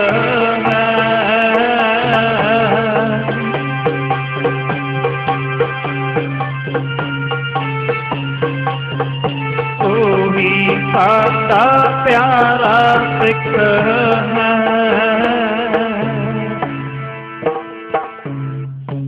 ਹੁਣ ਇਹ ਰਮਜ ਬੜੀ ਗਹਿਰੀ ਆਵਾਜ਼ ਵਿੱਚ ਖੁੱਲਦੀਆਂ ਰਮਜਾਂ ਗੁਰੂ ਜੀ ਕਹਿੰਦੇ ਭਾਈ ਇੱਕ ਸੀਸ ਦੀ ਹੋਰ ਲੋੜ ਹੈ, ਜਿਹੜਾ ਸੀਸ ਦੇ ਦੂ ਉਹੀ ਸਾਡਾ ਪਿਆਰਾ ਸਿੱਖ। ਭਾਵੇਂ ਤਾਂ ਰਮਜ ਆਵਾਜ਼ ਵਿੱਚ ਖੁੱਲੀ ਨਾ, ਗੁਰੂ ਜੀ ਨੇ ਰਮਜ ਦੇ ਦਿੱਤੀ ਸੀ ਕਿ ਪਿਆਰਿਆਂ ਦੀ ਚੋਣ ਕੀਤੀ ਜਾ ਰਹੀ ਹੈ। ਕੀ ਕਿਹਾ? ਜਿਹੜਾ ਸੀਸ ਦੇ ਦੂ ਸਾਡਾ ਪਿਆਰਾ ਸਿੱਖ, ਉਹਨੇ ਸਾਡਾ ਪਿਆਰਾ ਬਣ ਜਾਣਾ। ਰੱਫੇ ਤਾਂ ਬਾਅਦ ਚ ਖੁੱਲਦੀਆਂ ਨਾ, ਰਮਜਾਂ ਤਾਂ ਪਹਿਲਾਂ ਹੀ ਦਿੱਤੀਆਂ। ਤਾਂ ਤੇ ਇੱਥੇ ਇੱਕ ਹੋਰ ਗੱਲ ਕਹਿ ਦੇਵਾਂ ਸਿਧਾਂਤਕ, ਗੁਰੂ ਜੀ ਨੇ 1699 ਦੀ ਵਿਸਾਖੀ ਤੇ 5 ਪਿਆਰਿਆਂ ਦੀ ਚੋਣ ਕੀਤੀ। ਆ ਦੇਖੋ ਚੋਣ ਕਰ ਰਹੇ ਆ ਨਾ, ਕਹਿੰਦੇ ਸੀਸ ਦੇ ਦਿਓ ਭਾਈ ਸਾਡਾ ਪਿਆਰਾ ਸਿੱਖ। ਹੁਣ ਦੇਖੋ ਚੋਣ ਕਰਨੀ ਮਾੜੀ ਨਹੀਂ, ਪਰ ਚੋਣ ਦਾ ਆਧਾਰ ਕੀ ਹੈ? ਕਹਿੰਦੇ ਜਿਹੜਾ ਸੀਸ ਦੇ ਦੂ ਸਾਡਾ ਪਿਆਰਾ, ਭਾਵ ਕਿ ਧਰਮ ਜਗਤ ਦੇ ਵਿੱਚ ਅਗਵਾਈ ਕਰਨ ਵਾਸਤੇ ਘੱਟੋ ਘੱਟ ਯੋਗਤਾ ਕੀ ਹੋਣੀ ਚਾਹੀਦੀ ਹੈ ਕਿ ਧਰਮ ਦਾ ਇੰਨਾ ਪਿਆਰ ਹੋਣਾ ਚਾਹੀਦਾ ਅੰਦਰ ਕਿ ਧਾਰਮਿਕ ਆਗੂ ਦੇ ਅੰਦਰ ਧਰਮ ਦੇ ਪਿਆਰ ਵਿੱਚ ਸੀਸ ਦੇਣ ਦੀ ਯੋਗਤਾ ਹੋਵੇ। ਬੋਲੋ ਸਤਿਨਾਮ ਸ੍ਰੀ ਵਾਹਿਗੁਰੂ। ਉਹ ਲੋੜ ਪੈਣ ਤੇ ਆਪਣਾ ਆਪ ਪ੍ਰਵਾਨ ਕਰ ਸਕਦਾ ਹੋਵੇ, ਧਰਮ ਜਗਤ 'ਚ ਆਗੂ ਉਹ ਬਣੇ। ਇਹ ਕੋਈ ਜਾਨੀ ਕਿ ਚੌਧਰਪਣੇ ਦੀ ਭੁੱਖ ਜਾਂ ਕੋਈ ਆਪਾਂ ਕਹ ਲਓ ਬੜੱਪਣ ਜਾਂ ਕੋਈ ਇਹ ਭਾਵ ਨਹੀਂ ਹੁੰਦਾ। ਕੀ ਗੁਰੂ ਜੀ ਨੇ ਯੋਗਤਾ ਕੀ ਰੱਖੀ, ਕੁਆਲੀਫਿਕੇਸ਼ਨ ਕੀ ਰੱਖੀ? ਜਿਹੜਾ ਸੀਸ ਦੇ ਦੂ ਸਾਡਾ ਪਿਆਰਾ। ਆਈ ਨਹੀਂ ਕਿਹਾ ਸੀ ਭਾਈ ਪੀਪੀਆਂ ਰੱਖੋ, ਜਿਹੜਾ ਵੱਧ ਵੋਟਾਂ ਲੈ ਜੂ ਸਾਡਾ ਪਿਆਰਾ, ਕਿਉਂਕਿ ਧਰਮ ਦਾ ਤੇ ਗਿਣਤੀ ਦਾ ਬਹੁਤਾ ਸੰਬੰਧ ਨਹੀਂ, ਧਰਮ ਦਾ ਤੇ ਗੁਣਾਂ ਦਾ ਬੜਾ ਗਹਿਰਾ ਸੰਬੰਧ ਹੈ। ਬੋਲੋ ਸਤਿਨਾਮ ਸ੍ਰੀ ਵਾਹਿਗੁਰੂ। ਗੁਣਾਂ ਦੇ ਆਧਾਰ ਤੇ ਚੋਣ ਕੀਤੀ, 5 ਪੈਰਾਂ ਦੀ ਗਿਣਤੀ ਦੇ ਆਧਾਰ ਤੇ ਨਹੀਂ। ਗੁਣਤੰਤਰ ਕਹਿ ਲਓ, ਜਿਹਨੂੰ ਅੰਗਰੇਜ਼ੀ ਵਿੱਚ ਅੱਜ ਆਪਾਂ ਕੀ ਕਹਾਂਗੇ? Selection, note election. ਯਾਦ ਰੱਖੋ ਧਰਮ ਦਾ ਤੇ ਗਿਣਤੀ ਦਾ, ਕਿਉਂਕਿ ਬਾਣੀ ਦਾ ਫੈਸਲਾ ਹੈ ਨ ਬਿਰਲੇ ਨਾਹੀ ਘਣੇ ਫੈਲ ਫੱਕੜ ਸੰਸਾਰ। ਬਿਰਲੇ ਹੀ ਹੁੰਦੇ ਨੇ ਜਿਹੜੇ ਸੱਚਮੁੱਚ ਧਰਮੀ ਹੁੰਦੇ ਆ। ਦਿਖਾਵੇ ਦੇ ਧਰਮੀ ਤਾਂ ਬਹੁਤ ਹੁੰਦੇ ਆ, ਬਹੁਤੇ ਨਹੀਂ ਹੁੰਦੇ। ਕਹਿੰਦੇ ਗਿਣਤੀ ਬਹੁਤੀ ਨਹੀਂ ਹੁੰਦੀ ਨਾ, ਨਾਹੀ ਘਣੇ ਫੈਲ ਫੱਕੜ ਸੰਸਾਰ। ਇਸ ਕਰਕੇ ਧਰਮ ਦਾ ਤੇ ਗੁਣਾਂ ਦਾ ਬੜਾ ਗਹਿਰਾ ਸੰਬੰਧ ਹੈ। ਗੁਣਤੰਤਰ ਦਿੱਤਾ ਸੀ ਸਾਨੂੰ 1699 ਦੀ ਵਿਸਾਖੀ ਤੇ। ਅਸੀਂ ਨਲਾਇਕਾਂ ਨੇ, ਆਪਾਂ ਸਾਰਿਆਂ ਨੇ, ਮੈਂ ਵੀ ਤੁਹਾਡੇ ਵਿੱਚ ਹੀ ਹਾਂ, ਆਪਾਂ ਨਲਾਇਕਾਂ ਨੇ ਕੀ ਕੀਤਾ? ਗੁਣਤੰਤਰ ਛੱਡ ਕੇ ਗਿਣਤੀ ਤੰਤਰ, ਗਿਣਤੀ ਵਾਲਾ ਸ਼ੁਰੂ ਕਰ ਲਿਆ। ਤਾਂ ਹੀ ਤਾਂ ਦਿਨੋਂ ਦਿਨ ਨਿਕਲਦੇ ਜਾਂਦੇ ਆ। ਬੋਲੋ ਸਤਿਨਾਮ ਸ੍ਰੀ ਵਾਹਿਗੁਰੂ। ਗੁਣਤੰਤਰ, ਗੁਣਾਂ ਦੇ ਆਧਾਰ ਦੇ ਉੱਤੇ ਚੋਣ ਹੋਵੇ, ਤੇ ਗੁਣ ਸਾਰਿਆਂ ਤੋਂ ਵੱਡਾ ਕਿਹੜਾ ਹੋਵੇ? ਵੀ ਘੱਟੋ ਘੱਟ ਸੀਸ ਦੇਣ ਦੀ ਯੋਗਤਾ ਰੱਖਦਾ ਹੋਵੇ ਲੋੜ ਪੈਣ ਤੇ। ਉਹ ਆ ਜੇ, ਉਹ ਆਗੂ ਬਣੇ। ਜਿਹਨੂੰ ਕੋਈ ਚੌਧਰਪਣੇ ਦੀ ਭੁੱਖ ਹੈ, ਬੜੱਪਣ ਦੀ ਭੁੱਖ ਹੈ, ਵੀ ਮੈਨੂੰ ਚੌਧਰਪਣਾ ਮਿਲੂ, ਫਿਰ ਐਸ ਪ੍ਰਸਤੀ ਕਰਾਂਗੇ, ਉਹਦਾ ਪ੍ਰਾਪਤ ਕਰਕੇ ਉਹ ਗੱਫੇ ਮਿਲਣਗੇ, ਫਿਰ ਇਹ ਤੋਂ ਅੱਗੇ ਜੇ ਕੋਈ ਹੋਰ ਤਰੱਕੀ ਕਰ ਜਾਵਾਂਗੇ ਗਾਹਾਂ ਦੀ ਗਾਹਾਂ, ਤਾਂ ਤੇ ਉਹ ਰਹਿਣਗੇ। ਇਹ ਚੌਧਰਪਣੇ ਦੀ ਭੁੱਖ ਦਾ ਭਾਵ ਨਹੀਂ ਹੁੰਦਾ। ਇਦਾਂ ਗੁਰੂ ਜੀ ਨੇ ਯੋਗਤਾ ਦੇ ਆਧਾਰ ਤੇ, ਕਹਿਣ ਦਾ ਭਾਵ ਗੁਣਾਂ ਦੇ ਆਧਾਰ ਤੇ 5 ਪੈਰਾਂ ਦੀ ਚੋਣ ਕੀਤੀ। ਸੁਨੇਹਾ ਲੈ ਕੇ ਜਾਓ ਅੱਜ। ਗੁਣਤੰਤਰ ਹੈ ਧਰਮ ਜਗਤ ਵਿੱਚ, ਗਿਣਤੀ ਦਾ ਤੇ ਧਰਮ ਦਾ ਸੰਬੰਧ ਨਹੀਂ, ਗੁਣਾਂ ਤੇ ਧਰਮ ਦਾ ਗਹਿਰਾ ਸੰਬੰਧ ਹੈ। ਤੇ ਆਪਾਂ ਨੂੰ ਜੋ ਇਹ 1699 ਦੀ ਵਿਸਾਖੀ ਤੇ ਗੁਰੂ ਜੀ ਨੇ ਗੁਣਾਂ ਦੇ ਆਧਾਰ ਤੇ ਚੋਣ ਕਰਨੀ ਸਿਖਾਈ, ਉਹ ਆਪਾਂ ਛੱਡਤੀ। ਕਹੀ ਜਾਂਦੇ ਵਿਸਾਖੀ ਦਾ ਦਿਹਾੜਾ ਮਨਾਉਂਦੇ ਆ, ਵਿਸਾਖੀ ਦਾ ਦਿਹਾੜਾ। ਵਿਸਾਖੀ ਦੇ ਦਿਹਾੜੇ ਦਾ ਮੈਸੇਜ ਕੀ ਹੈ? ਗੁਣਾਂ ਦੇ ਆਧਾਰ ਤੇ ਚੋਣ ਕਰੋ ਭਾਈ ਧਰਮੀਆਂ ਦੀ, ਗਿਣਤੀ ਦੇ ਆਧਾਰ ਤੇ ਨਹੀਂ। ਇਹ ਸੁਨੇਹਾ ਹੈ ਜੀ 1699 ਦੀ ਵਿਸਾਖੀ ਦਾ, ਇਹ ਮੈਸੇਜ ਹੈ। ਚਲੋ ਨਾਲ ਨਾਲ ਇਤਿਹਾਸ ਵੀ ਵਿਚਾਰਦੇ ਜਾਈਏ। ਹੁਣ ਇੱਧਰ ਤੀਜਾ ਸੀਸ ਮੰਗਿਆ ਜਾ ਰਿਹਾ ਸਤੇਜ ਤੋਂ, ਭਾਈ ਸੀਸ ਦੀ ਲੋੜ ਹੈ। ਉਧਰ ਜਿਹੜੇ ਖਿਸਕ ਕੇ ਸੀ ਜਿਹੜੇ, ਉਹ ਓਟਿਆਂ ਦੇ ਵਿੱਚ ਪਹਾੜੀਆਂ ਦੇ ਉਹਲੇ ਜਾ ਕੇ ਖੜ ਗਏ, ਜਾਣੀ ਕਿ ਟੋਲੀਆਂ ਜੀਆਂ ਬਣਾ ਉਹ ਜਾਣੀ ਕਿ ਕੱਚਿਆਂ ਨੇ ਕੱਚੀਆਂ ਗੱਲਾਂ ਹੀ ਕਰਨੀਆਂ ਹੁੰਦੀਆਂ, ਵਿੱਚ ਤਾਂ ਕੁਝ ਕੱਚੇ ਕਰਨ। ਕੱਚੇ ਕੀ ਕਰਨ? ਕਹਿੰਦੇ ਉਹ ਐਂ ਲੱਗਦਾ ਜਿਵੇਂ ਗੁਰੂ ਜੀ ਨੂੰ ਦੇਵੀ ਪੁੱਠੀ ਪੈ ਗਈ ਹੁੰਦੀ ਹੈ। ਉਹ ਦੇਖਾਂ ਨਾ, ਦੇਵੀ ਗੁਰੂ ਜੀ ਨੇ ਪ੍ਰਗਟ ਕੀਤੀ ਸੀਗੀ, ਉਹ ਕੱਚਿਆਂ ਨੂੰ ਪਤਾ ਨਹੀਂ ਸੀ, ਉਹ ਦੇਵੀ ਪੁੱਠੀ ਪੈ ਗਈ ਲੱਗਦੀ ਹੈ। ਸਿੱਖਾਂ ਦੀ ਸਿਰ ਵੱਢੀ ਜਾਂਦੇ ਆ, ਕਿਉਂਕਿ ਉਹਨਾਂ ਨੂੰ ਪਤਾ ਨਹੀਂ ਨਾ ਵੀ ਇਹ ਕੀ ਕੌਤਕ ਵਰਤਾਇਆ ਜਾ ਰਿਹਾ ਹੈ। ਆਮ ਦੁਨੀਆ ਚੋਜੀ ਪ੍ਰੀਤਮ ਦੇ ਚੋਜ ਕੀ ਜਾਣ ਸਕਦੀ ਹੈ। ਜਗ ਕਮਲਾ ਕੀ ਜਾਣੇ ਗੁਰੂ ਦੇ ਚੋਜਾਂ, ਜਗ ਕਮਲਾ ਕੀ ਜਾਣੇ ਗੁਰੂ ਦੇ ਚੋਜਾਂ ਨੂੰ। ਜਗ ਕਮਲਾ ਕੀ ਜਾਣੇ ਗੁਰੂ ਦੇ ਚੋਜਾਂ ਨੂੰ। ਜਗ ਕਮਲਾ ਕੀ ਜਾਣੇ ਗੁਰੂ ਦੇ ਚੋਜਾਂ ਨੂੰ।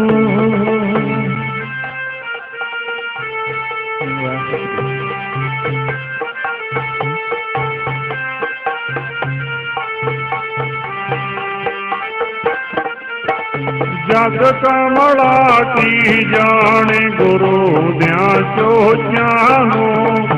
ਜਗ ਕਮਲਾ ਕੀ ਜਾਣੇ ਗੁਰੂ ਦਿਆਂ ਚੋਜਾਂ ਨੂੰ। ਜਗ ਕਮਲਾ ਕੀ ਜਾਣੇ ਗੁਰੂ ਦਿਆਂ ਚੋਜਾਂ ਨੂੰ। ਜਗ ਕਮਲਾ ਕੀ ਜਾਣੇ ਗੁਰੂ ਦਿਆਂ ਚੋਜਾਂ ਨੂੰ।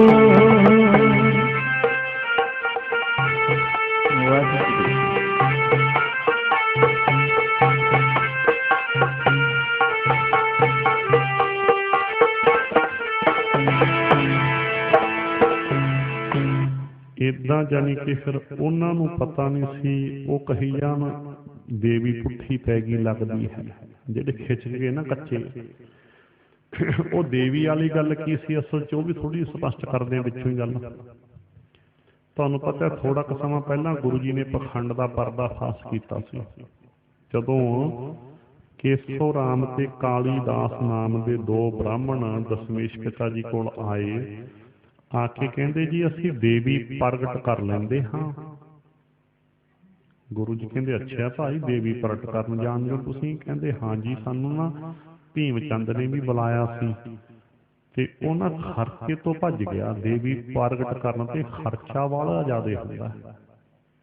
ਭੀਮ ਚੰਦ ਖਰਚੇ ਤੋਂ ਭੱਜ ਗਿਆ, ਕਹਿੰਦੇ ਕੋਈ ਗੱਪ ਇਹਨਾਂ ਨੂੰ ਬਣਾਉਣੇ ਆਉਂਦੇ ਹੁੰਦੇ ਆ। ਜਿਸ ਵੇਲੇ ਇੰਨਾ ਕਿਹਾ, ਗੁਰੂ ਸਾਹਿਬ ਕਹਿੰਦੇ ਖਰਚੇ ਦੀ ਤਾਂ ਚਲੋ ਕੋਈ ਗੱਲ ਨਹੀਂ, ਵਿਚਾਰ ਲਓ, ਪ੍ਰਗਟ ਕਰ ਦੇਣਗੇ। ਕਹਿੰਦੇ ਹਾਂ ਜੀ, ਤੁਸੀਂ ਯਕੀਨ ਕਰੋ। ਗੁਰੂ ਜੀ ਕਹਿੰਦੇ ਸਾਡੇ ਯਕੀਨ ਤੋਂ ਤੁਸੀਂ ਕੀ ਲੈਣਾ ਹੈ, ਤੁਸੀਂ ਆਪਣੇ ਅੰਦਰ ਨਿਗਾਹ ਮਾਰ ਲਓ ਵੀ ਜੋ ਕਹਿੰਦੇ ਹੋ ਉਹ ਕਰ ਦਿਓਗੇ। ਸਾਡੇ ਯਕੀਨ ਤੋਂ ਤੁਸੀਂ ਕੀ ਲੈਣਾ, ਤੁਸੀਂ ਦੇਖ ਲਓ, ਆਪਣੇ ਅੰਦਰ ਵਿਚਾਰ ਲਓ। ਫਿਰ ਕਹਿੰਦੇ ਜਦ ਯਕੀਨ ਕਰੋ ਜੀ, ਤੁਸੀਂ 3 ਮਹੀਨਿਆਂ ਦੇ ਵਿੱਚ ਪ੍ਰਗਟ ਕਰ ਦਿਆਂਗੇ ਦੇਵੀ ਨੂੰ। ਗੱਲ ਕਰ ਖਰਚਾ ਵਾਲਾ ਹੁੰਦਾ। ਫਿਰ ਉਹਨਾਂ ਨੂੰ ਐਂ ਸੀ ਵੀ ਐਂ ਚੱਲ ਜੂ ਕੰਮ। ਗੁਰੂ ਸਾਹਿਬ ਕਹਿੰਦੇ ਖਰਚਾ ਕਿੰਨਾ ਕਰੋ? ਕਹਿੰਦੇ ਜੀ 1.25 ਲੱਖ ਦੀ ਤਾਂ ਸਮੱਗਰੀ ਲੱਗ ਜਾਊਗੀ ਘੱਟੋ ਘੱਟ ਉਹਨਾਂ ਸਮਿਆਂ 'ਚ। ਕਹਿੰਦੇ ਤੇ ਸਾਡੀ ਦਸ਼ਨਾ ਭੇਟਾ ਅੱਡ ਹੋਊਗੀ। ਗੁਰੂ ਜੀ ਕਹਿੰਦੇ ਵੀ 1.25 ਲੱਖ ਦੀ ਗੱਲ ਹੀ ਛੱਡੋ, ਜਿੰਨੀ ਮਰਜ਼ੀ ਸਮੱਗਰੀ ਫੂਕੀ ਚੱਲਿਓ, ਜਿਹਨੂੰ ਤੁਸੀਂ ਹਵਨ ਕਹਿੰਦੇ ਹੋ, ਬਸ ਮੁੱਕਣ ਨਹੀਂ ਦਿੰਦੇ। ਗੱਲ ਹੀ ਮੁਕਾਓ ਤੁਸੀਂ। 1.25 ਲੱਖ ਦੀ ਵੀ ਗੱਲ ਛੱਡੋ, ਮੁੱਕਣ ਤੋਂ ਪਹਿਲਾਂ ਫੇਰ ਢੇਰ ਲਾ ਦਿਆ ਕਰਾਂਗੇ। ਗੱਲ ਮੁਕਾਓ ਤੁਸੀਂ। ਜਿੰਨਾ ਮਰਜ਼ੀ ਘਿਓ ਫੂਕ ਲਿਓ, ਦਾਖਾਂ ਫੂਕ ਲਿਓ, ਝਾਰੇ ਖੋਪਾ ਜੋ ਮਰਜ਼ੀ ਫੂਕੀ ਚੱਲਿਓ, ਮੁੱਕਣ ਨਹੀਂ ਦਿੰਦੇ। ਲਓ ਜੀ, ਉਹਨਾਂ ਨੂੰ ਇਹ ਸੀ ਵੀ ਚਲੋ ਇੱਦਾਂ ਹੀ ਆਪਣਾ ਚੱਲ ਜੂ, ਐਂ ਕਹਿ ਦਿਆਂਗੇ ਬਸ ਖਰਚਾ ਵਾਲਾ ਹੁੰਦਾ ਜੀ, ਬਸ ਐਂ ਚੱਲੀ ਜਾਊ ਕੰਮ ਆਪਣਾ। ਤੇ ਗੁਰੂ ਜੀ ਨੇ ਫਸਾ ਲਏ। ਕਹਿੰਦੇ ਕੋਈ ਗੱਲ ਨਹੀਂ, ਜਿੰਨਾ ਮਰਜ਼ੀ ਤੁਸੀਂ ਜੋ ਤੁਸੀਂ ਕਹੋਗੇ। ਸਮਾਂ ਦੱਸ ਦਿਓ ਕਿੰਨੇ ਸਮੇਂ 'ਚ ਕਰ ਦਿਓਗੇ ਪ੍ਰਗਟ? ਕਹਿੰਦੇ 3 ਮਹੀਨਿਆਂ 'ਚ ਪ੍ਰਗਟ ਕਰ ਦਿਆਂਗੇ, 3 ਮਹੀਨਿਆਂ ਦੇ ਵਿੱਚ। ਗੁਰੂ ਜੀ ਕਹਿੰਦੇ ਠੀਕ ਹੈ, ਸਮੱਗਰੀ ਜਿੰਨੀ ਕਹੋਗੇ ਉਨੀ ਮੁੱਕਣ ਨਹੀਂ ਦਿੰਦੇ। ਗੱਲ ਮੁਕਾਓ ਤੁਸੀਂ, ਖਰਚੇ ਦੀ ਗੱਲ ਕਰੋ। ਲਓ ਜੀ, ਫਿਰ ਨੈਣੇ ਗੁੱਜਰ ਦੇ ਟਿੱਲੇ ਦੇ ਉੱਤੇ ਇੱਕ ਗੁੱਜਰ ਦਾ ਟਿੱਲਾ ਸੀ। ਇੱਥੇ ਹਵਨ ਹੋਣੇ ਸ਼ੁਰੂ ਹੋ ਗਏ। ਕਾਲੀਦਾਸ ਤੇ ਕੇਸੋ ਰਾਮ ਨੇ ਘਿਓ, ਖੋਪਾ, ਚੁਹਾਰੇ, ਦਾਖਾਂ ਆਦਿ ਹੋਰ ਜੋ ਜੋ ਚੀਜ਼ਾਂ ਫੂਕਣੀਆਂ ਸ਼ੁਰੂ ਕਰਤੀਆਂ। ਤੇ ਜਾਣੀ ਕਿ ਜਦੋਂ ਜਿੰਨਾ ਫੂਕਿਆ ਕਰਨ ਉਹਨਾਂ ਹੋਰ ਲਿਆ ਦਿਆ ਕਰਨ ਬਸ। ਤੇ ਉਹਨਾਂ ਦਾ ਪਰਦਾ ਚੁੱਕਣਾ ਸੀ ਨਾ ਪਖੰਡ ਦਾ। ਜਿਸ ਵੇਲੇ ਲਓ ਜੀ ਇਹ ਘਿਓ ਫੂਕਦਿਆਂ ਨੂੰ, ਧੂਫਾਂ ਪਾਉਂਦਿਆਂ ਨੂੰ, ਖੋਪਾ ਚਹਾਰੇ ਫੂਕਦਿਆਂ ਨੂੰ 3 ਕੁ ਮਹੀਨੇ ਲੰਘ ਗਏ। 3 ਮਹੀਨੇ ਤਾਂ ਗੁਰੂ ਜੀ ਕੁਛ ਨਹੀਂ ਬੋਲੇ, ਕਿਉਂ 3 ਮਹੀਨੇ ਦਾ ਸਮਾਂ ਤਾਂ ਲਿਆ ਹੀ ਸੀ ਉਹਨਾਂ ਨੇ। 3 ਮਹੀਨਿਆਂ ਤੋਂ ਬਾਅਦ ਗੁਰੂ ਜੀ ਉੱਪਰ ਗੇੜਾ ਮਾਰਨਾ ਸ਼ੁਰੂ ਕਰ ਦਿੱਤਾ ਪਹਾੜੀ ਤੇ। 2-4 ਦਿਨਾਂ ਦਾ ਜਾਇਆ ਕਰਨ। ਕੇਸੋ ਕਦੋਂ ਕਦੇ ਵੀ ਪ੍ਰਗਟ ਹੋਊ? ਬਸ ਜੀ ਹੁਣ ਤਾਂ 2-4 ਦਿਨ ਲੱਗਣਗੇ। ਗੁਰੂ ਜੀ ਫਿਰ ਪੁੱਛ ਲਿਆ ਕਰਨ 2-4 ਦਿਨਾਂ ਤੋਂ, ਕੇਸੋ ਕਦੋਂ ਪ੍ਰਗਟ ਹੋਊ? ਬਸ ਜੀ ਹੁਣ ਤਾਂ 5-4 ਦਿਨ ਲੱਗਣਗੇ। ਇਤਿਹਾਸ ਕਹਿੰਦਾ ਹੈ ਏਦਾਂ ਕਰਦਿਆਂ ਨੂੰ 6 ਮਹੀਨੇ ਲੰਘ ਗਏ। 3 ਮਹੀਨਿਆਂ ਦਾ ਸਮਾਂ ਲਿਆ ਸੀ, 6 ਮਹੀਨੇ ਲੰਘ ਗਏ। ਜਦੋਂ ਗੁਰੂ ਸਾਹਿਬ ਜੀ ਕਹਿੰਦੇ ਕੇਸੋ ਕਦੋਂ ਪ੍ਰਗਟ ਹੋਊ ਦੇਵੀ? ਬਸ ਜੀ ਹੁਣ ਤਾਂ 2-4 ਦਿਨ ਲੱਗਣਗੇ। ਗੁਰੂ ਜੀ ਖਰੇ ਹੋ ਗਏ, ਕਿਉਂ ਖਰਾ ਹੋਣਾ ਪੈਂਦਾ ਜਦੋਂ ਕੋਈ ਲਾਰੇ ਲਾਈ ਜਾਵੇ। ਗੁਰੂ ਸਾਹਿਬ ਕਹਿੰਦੇ ਕੇਸੋ ਤੇਰੀ ਬੰਦਿਆਂ ਵਾਲੀ ਜ਼ੁਬਾਨ ਹੈ, ਕਦੇ 2 ਦਿਨ ਕਹਿ ਦੇਣਾ, ਕਦੇ 4 ਦਿਨ ਕਹਿ ਦੇਣਾ। ਬੰਦਿਆਂ ਵਾਲੀ ਜ਼ੁਬਾਨ ਹੈ ਕੋਈ ਤੇਰੀ? 3 ਮਹੀਨਿਆਂ ਦਾ ਸਮਾਂ ਲਿਆ ਸੀ ਤੇ ਦੇਖ ਲਾ 6 ਮਹੀਨਿਆਂ ਤੋਂ ਉੱਤੇ ਜਾ ਰਿਹਾ ਸਮਾਂ। ਪੱਕਾ ਦਿਨ ਲੈ। ਇਹ ਗੱਲ ਬਣੀ ਕਦੇ 2 ਦਿਨ ਕਦੇ 4 ਦਿਨ ਕਹਿ ਦੇਣਾ। ਪੱਕਾ ਸਮਾਂ ਲੈ, ਕਦੋਂ ਪ੍ਰਗਟ ਕਰੇਗਾ? ਜਦੋਂ ਗੁਰੂ ਜੀ ਖਰੇ ਹੋ ਗਏ ਤੇ ਕਹਿੰਦਾ ਜੀ ਪਰਸੋਂ ਪ੍ਰਗਟ ਹੋ ਜੂਗਾ। ਪਰਸੋਂ ਗੁਰੂ ਸਾਹਿਬ ਕਹਿੰਦੇ ਕੋਈ ਨਹੀਂ, ਤੇਰੀ ਪਰਸੋਂ ਵੀ ਆ ਜਾ। ਲਓ ਜੀ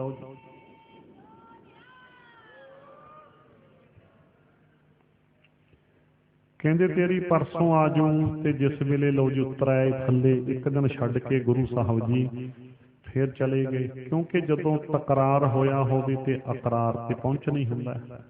ਤੋ ਤਕਰਾਰ ਹੋਇਆ ਸੀ ਪੂਰਾ, ਤਕਰਾਰ ਨਾਲ ਜਾਣੀ ਕਿ ਉਹਨੇ ਸਮਾਂ ਲਿਆ ਸੀ ਪਰਸੋਂ।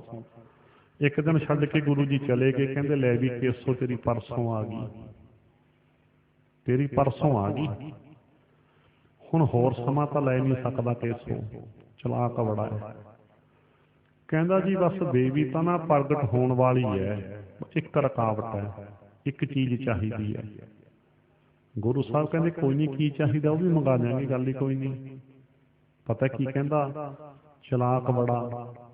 ਕਹਿੰਦਾ ਜੀ ਪ੍ਰਗਟ ਹੋਣ ਤੋਂ ਪਹਿਲਾਂ ਇੱਕ ਨੌਜਵਾਨ ਦੀ ਬਲੀ ਲੈਂਦੀ ਹੈ ਦੇਵੀ। ਨੌਜਵਾਨ ਸੋਹਣਾ ਸੁਨੱਖਾ ਹੋਣਾ ਚਾਹੀਦਾ ਹੈ ਤੇ ਦੇਵੀ ਦਾ ਭਗਤ ਹੋਣਾ ਚਾਹੀਦਾ ਹੈ, ਲੋਕਾਂ ਦੇ ਵਿੱਚ ਹਰਮਨ ਪਿਆਰਾ ਹੋਣਾ ਚਾਹੀਦਾ ਹੈ। ਐਸੇ ਭਗਤ ਦੀ ਦੇਵੀ ਬਲੀ ਲੈਂਦੀ ਹੈ, ਫੇਰ ਪ੍ਰਗਟ ਹੁੰਦੀ ਹੈ। ਹੁਣ ਉਹਦੇ ਭਾਦਾ ਵੀ ਐਂ ਚੱਲ ਜੂ ਆਪਣਾ ਕੰਮ, ਉਹਦੇ ਭਾਦਾ। ਗੁਰੂ ਜੀ ਕਹਿੰਦੇ ਕੇਸੋ ਐਸਾ ਦੇਵੀ ਦਾ ਭਗਤ ਆਪਣੇ ਕੋਲੇ ਹਾਜ਼ਰ ਹੈ ਬਸ ਬਲੀ ਦੇਣ ਲਈ, ਤੁਸੀਂ ਬਲੀ ਦੇ ਸ਼ਬਦ ਪੜੋ। ਜਦੋਂ ਇੰਨਾ ਕਿਹਾ ਕੇਸੋ ਕਹਿੰਦਾ ਜੀ ਲਿਆਓ ਹਾਜ਼ਰ ਤਾਂ ਕਰੋ, ਕੌਣ ਹੈ ਹਾਜ਼ਰ? ਗੁਰੂ ਸਾਹਿਬ ਕਹਿੰਦੇ ਕੇਸੋ ਹਾਜ਼ਰ ਕਿਹਨੂੰ ਕਰਨਾ? ਕਮਾਲ ਕਰਦਾ ਤੂੰ ਦੇਵੀ ਦਾ ਭਗਤ, ਤੂੰ ਸੋਹਣਾ ਸੁਨੱਖਾ, ਤੂੰ ਨੌਜਵਾਨ, ਤੇਰੀ ਬਲੀ ਦੇਵਾਂਗੇ। ਹੋਰ ਹੁਣ ਕਿਹਦੀ ਬਲੀ ਦੇਵਾਂਗੇ? ਤੇਰੀ ਬਲੀ ਦੇਵਾਂਗੇ। ਜਦੋਂ ਇੰਨਾ ਕਿਹਾ ਤੇਰੀ ਬਲੀ ਦੇਵਾਂਗੇ, ਲਓ ਜੀ ਕੇਸੋ ਦੇ ਤਾਂ ਖਰਲ ਪੈ ਗਿਆ ਅੰਦਰ ਵੀ ਮਨਾ ਤਾਂ ਮੌਤ ਹੀ ਸਹੇੜ ਲਈ। ਤੇ ਪਖੰਡੀ ਨੂੰ ਤਾਂ ਪਤਾ ਹੀ ਹੁੰਦਾ ਵੀ ਕਿਹੜੀ ਦੇਵੀ ਪ੍ਰਗਟ ਹੋਣੀ ਹੈ। ਬੁੱਲਾਂ ਤੇ ਸਿੱਕਰੀ ਆ ਗਈ, ਅੱਖਾਂ ਦੇ ਛੱਪਰ ਥੱਲੇ ਡਿੱਗ ਪਏ ਤੇ ਦਿਲ ਲੱਗ ਗਿਆ ਧੱਕ ਧੱਕ ਵੱਜਣਾ। ਜਿਸ ਵੇਲੇ ਗੁਰੂ ਸਾਹਿਬ ਨੇ ਵੀ ਦੇਖ ਲਿਆ ਵੀ ਘਬਰਾ ਗਿਆ। ਹੁਣ ਚੋਜੀ ਪ੍ਰੀਤਮ ਦੇ ਚੋਜ ਦੇਖੋ, ਗੁਰੂ ਸਾਹਿਬ ਕਹਿੰਦੇ ਕੇਸੋ ਘਬਰਾ ਕਾਤੇ ਗਿਆ? ਦੇਖ ਤੂੰ ਕਹਿਣਾ ਦੇਵੀ ਪ੍ਰਗਟ ਹੋ ਜੂਗੀ ਬਲੀ ਦੇਣਾ, ਤੂੰ ਕਹਿਣਾ, ਅਸੀਂ ਤਾਂ ਨਹੀਂ ਕਹਿੰਦੇ। ਤੂੰ ਤੇ ਤੂੰ ਏਦਾਂ ਵੀ ਕਹਿੰਦਾ ਸੀਗਾ ਵੀ ਜਦੋਂ ਦੇਵੀ ਪ੍ਰਗਟ ਹੋ ਗਈ ਜੋ ਮਰਜ਼ੀ ਵਰ ਮੰਗ ਲਿਓ, ਜਿੱਦੇ ਤੁਸੀਂ ਹਵਨ ਸ਼ੁਰੂ ਕੀਤੀ ਹੈ, ਕਹਿੰਦਾ ਸੀ ਨਾ? ਕਹਿੰਦਾ ਹਾਂ ਜੀ। ਗੁਰੂ ਸਾਹਿਬ ਕਹਿੰਦੇ ਕੇਸੋ ਤੇਰੇ ਨਾਲ ਸਾਡਾ ਬਚਨ ਰਿਹਾ, ਤੂੰ ਬਲੀ ਦੇ, ਤੇਰੇ ਕਹਿਣ ਮੁਤਾਬਕ ਦੇਵੀ ਪ੍ਰਗਟ ਹੋ ਜੂ। ਜਦੋਂ ਦੇਵੀ ਪ੍ਰਗਟ ਹੋ ਗਈ ਅਸੀਂ ਦੇਵੀ ਤੋਂ ਕੀ ਮੰਗਣਾ ਹੈ? ਸੱਚ ਜਾਣ ਅਸੀਂ ਇਹੀ ਮੰਗ ਮੰਗਾਂਗੇ ਕਿ ਸਾਡਾ ਤਾਂ ਕੇਸੋ ਦੁਬਾਰੇ ਸਰਜੀਤ ਕਰ ਦੇ। ਬੋਲੋ ਸਤਿਨਾਮ।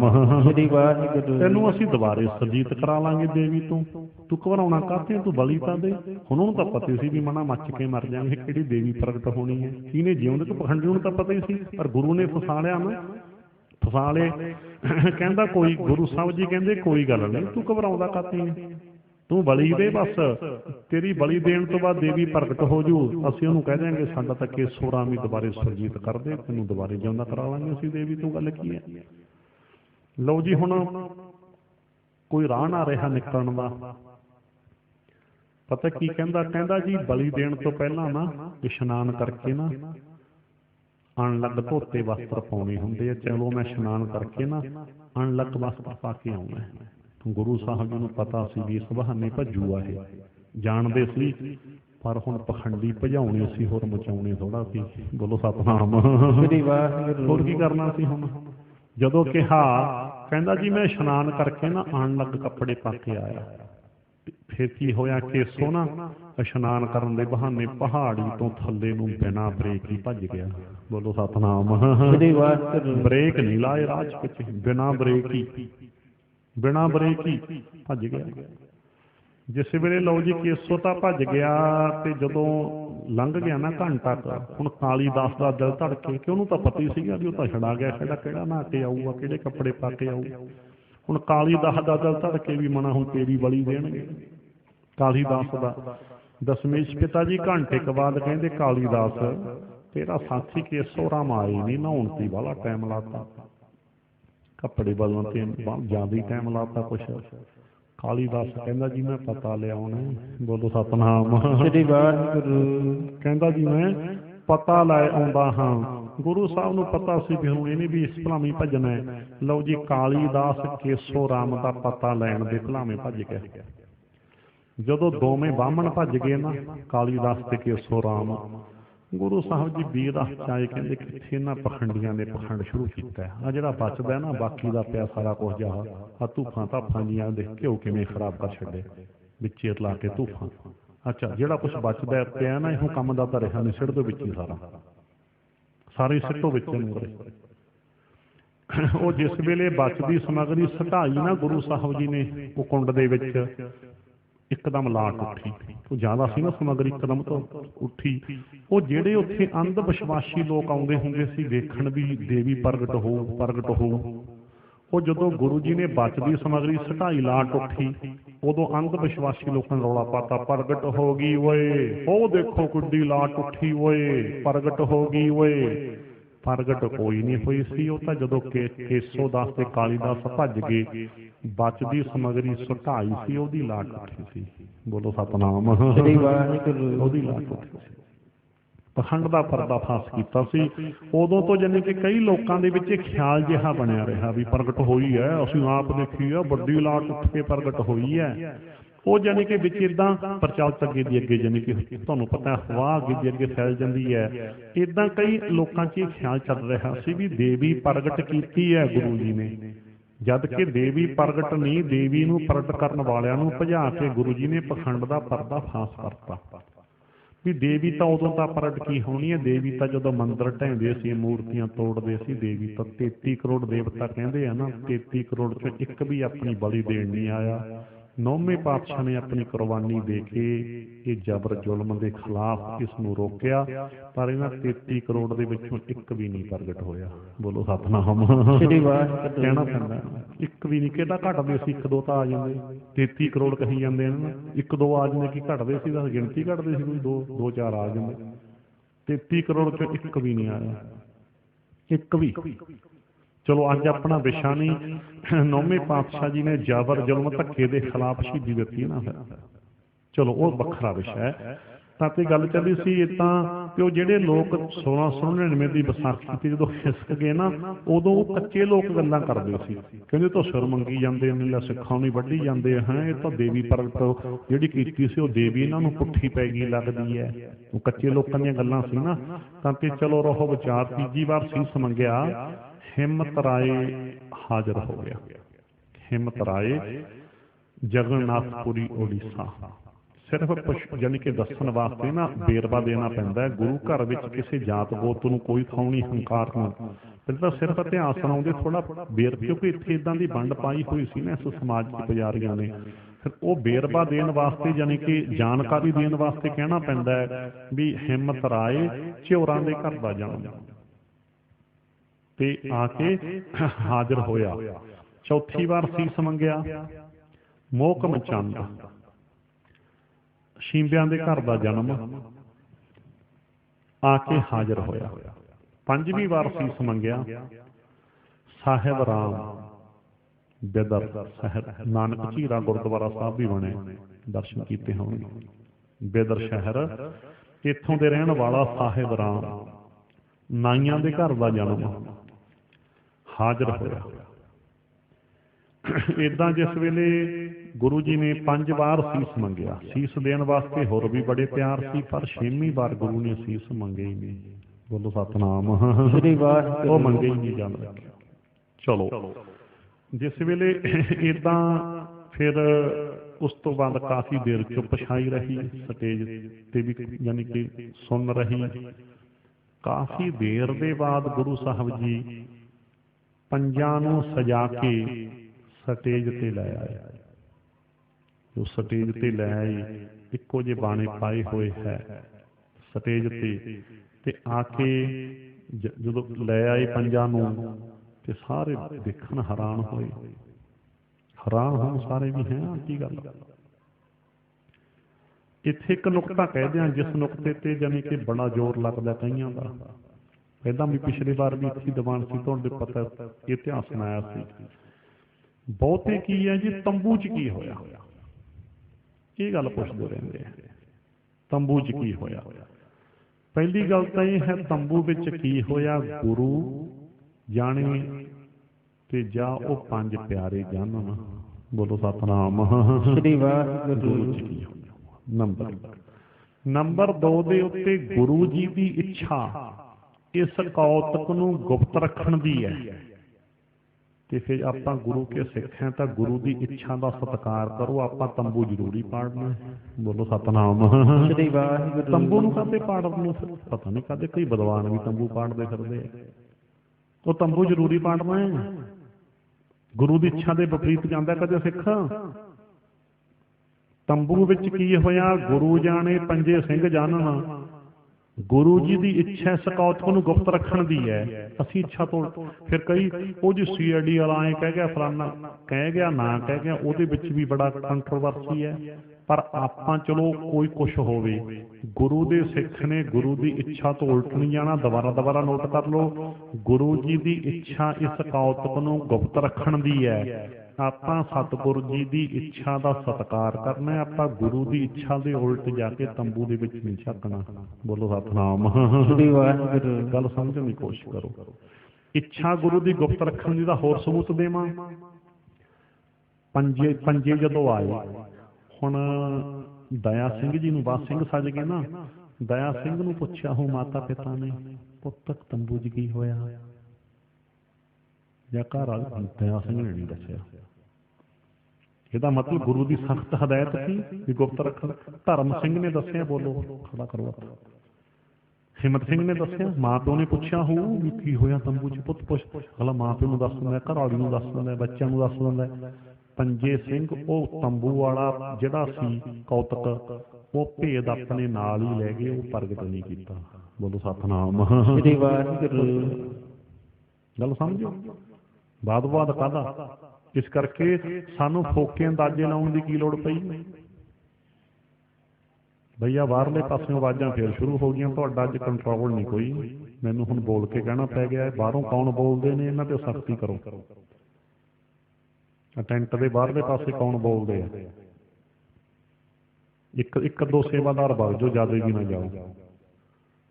ਅਸਲ ਵਿੱਚ ਪਹਿਰਾ ਕੋਈ ਲਾ ਕੇ ਰੱਖੋ, ਇਹਦਾ ਮਤਲਬ ਤੁਹਾਡਾ ਪਹਿਰਾ ਹੈ ਨਹੀਂ ਕੋਈ।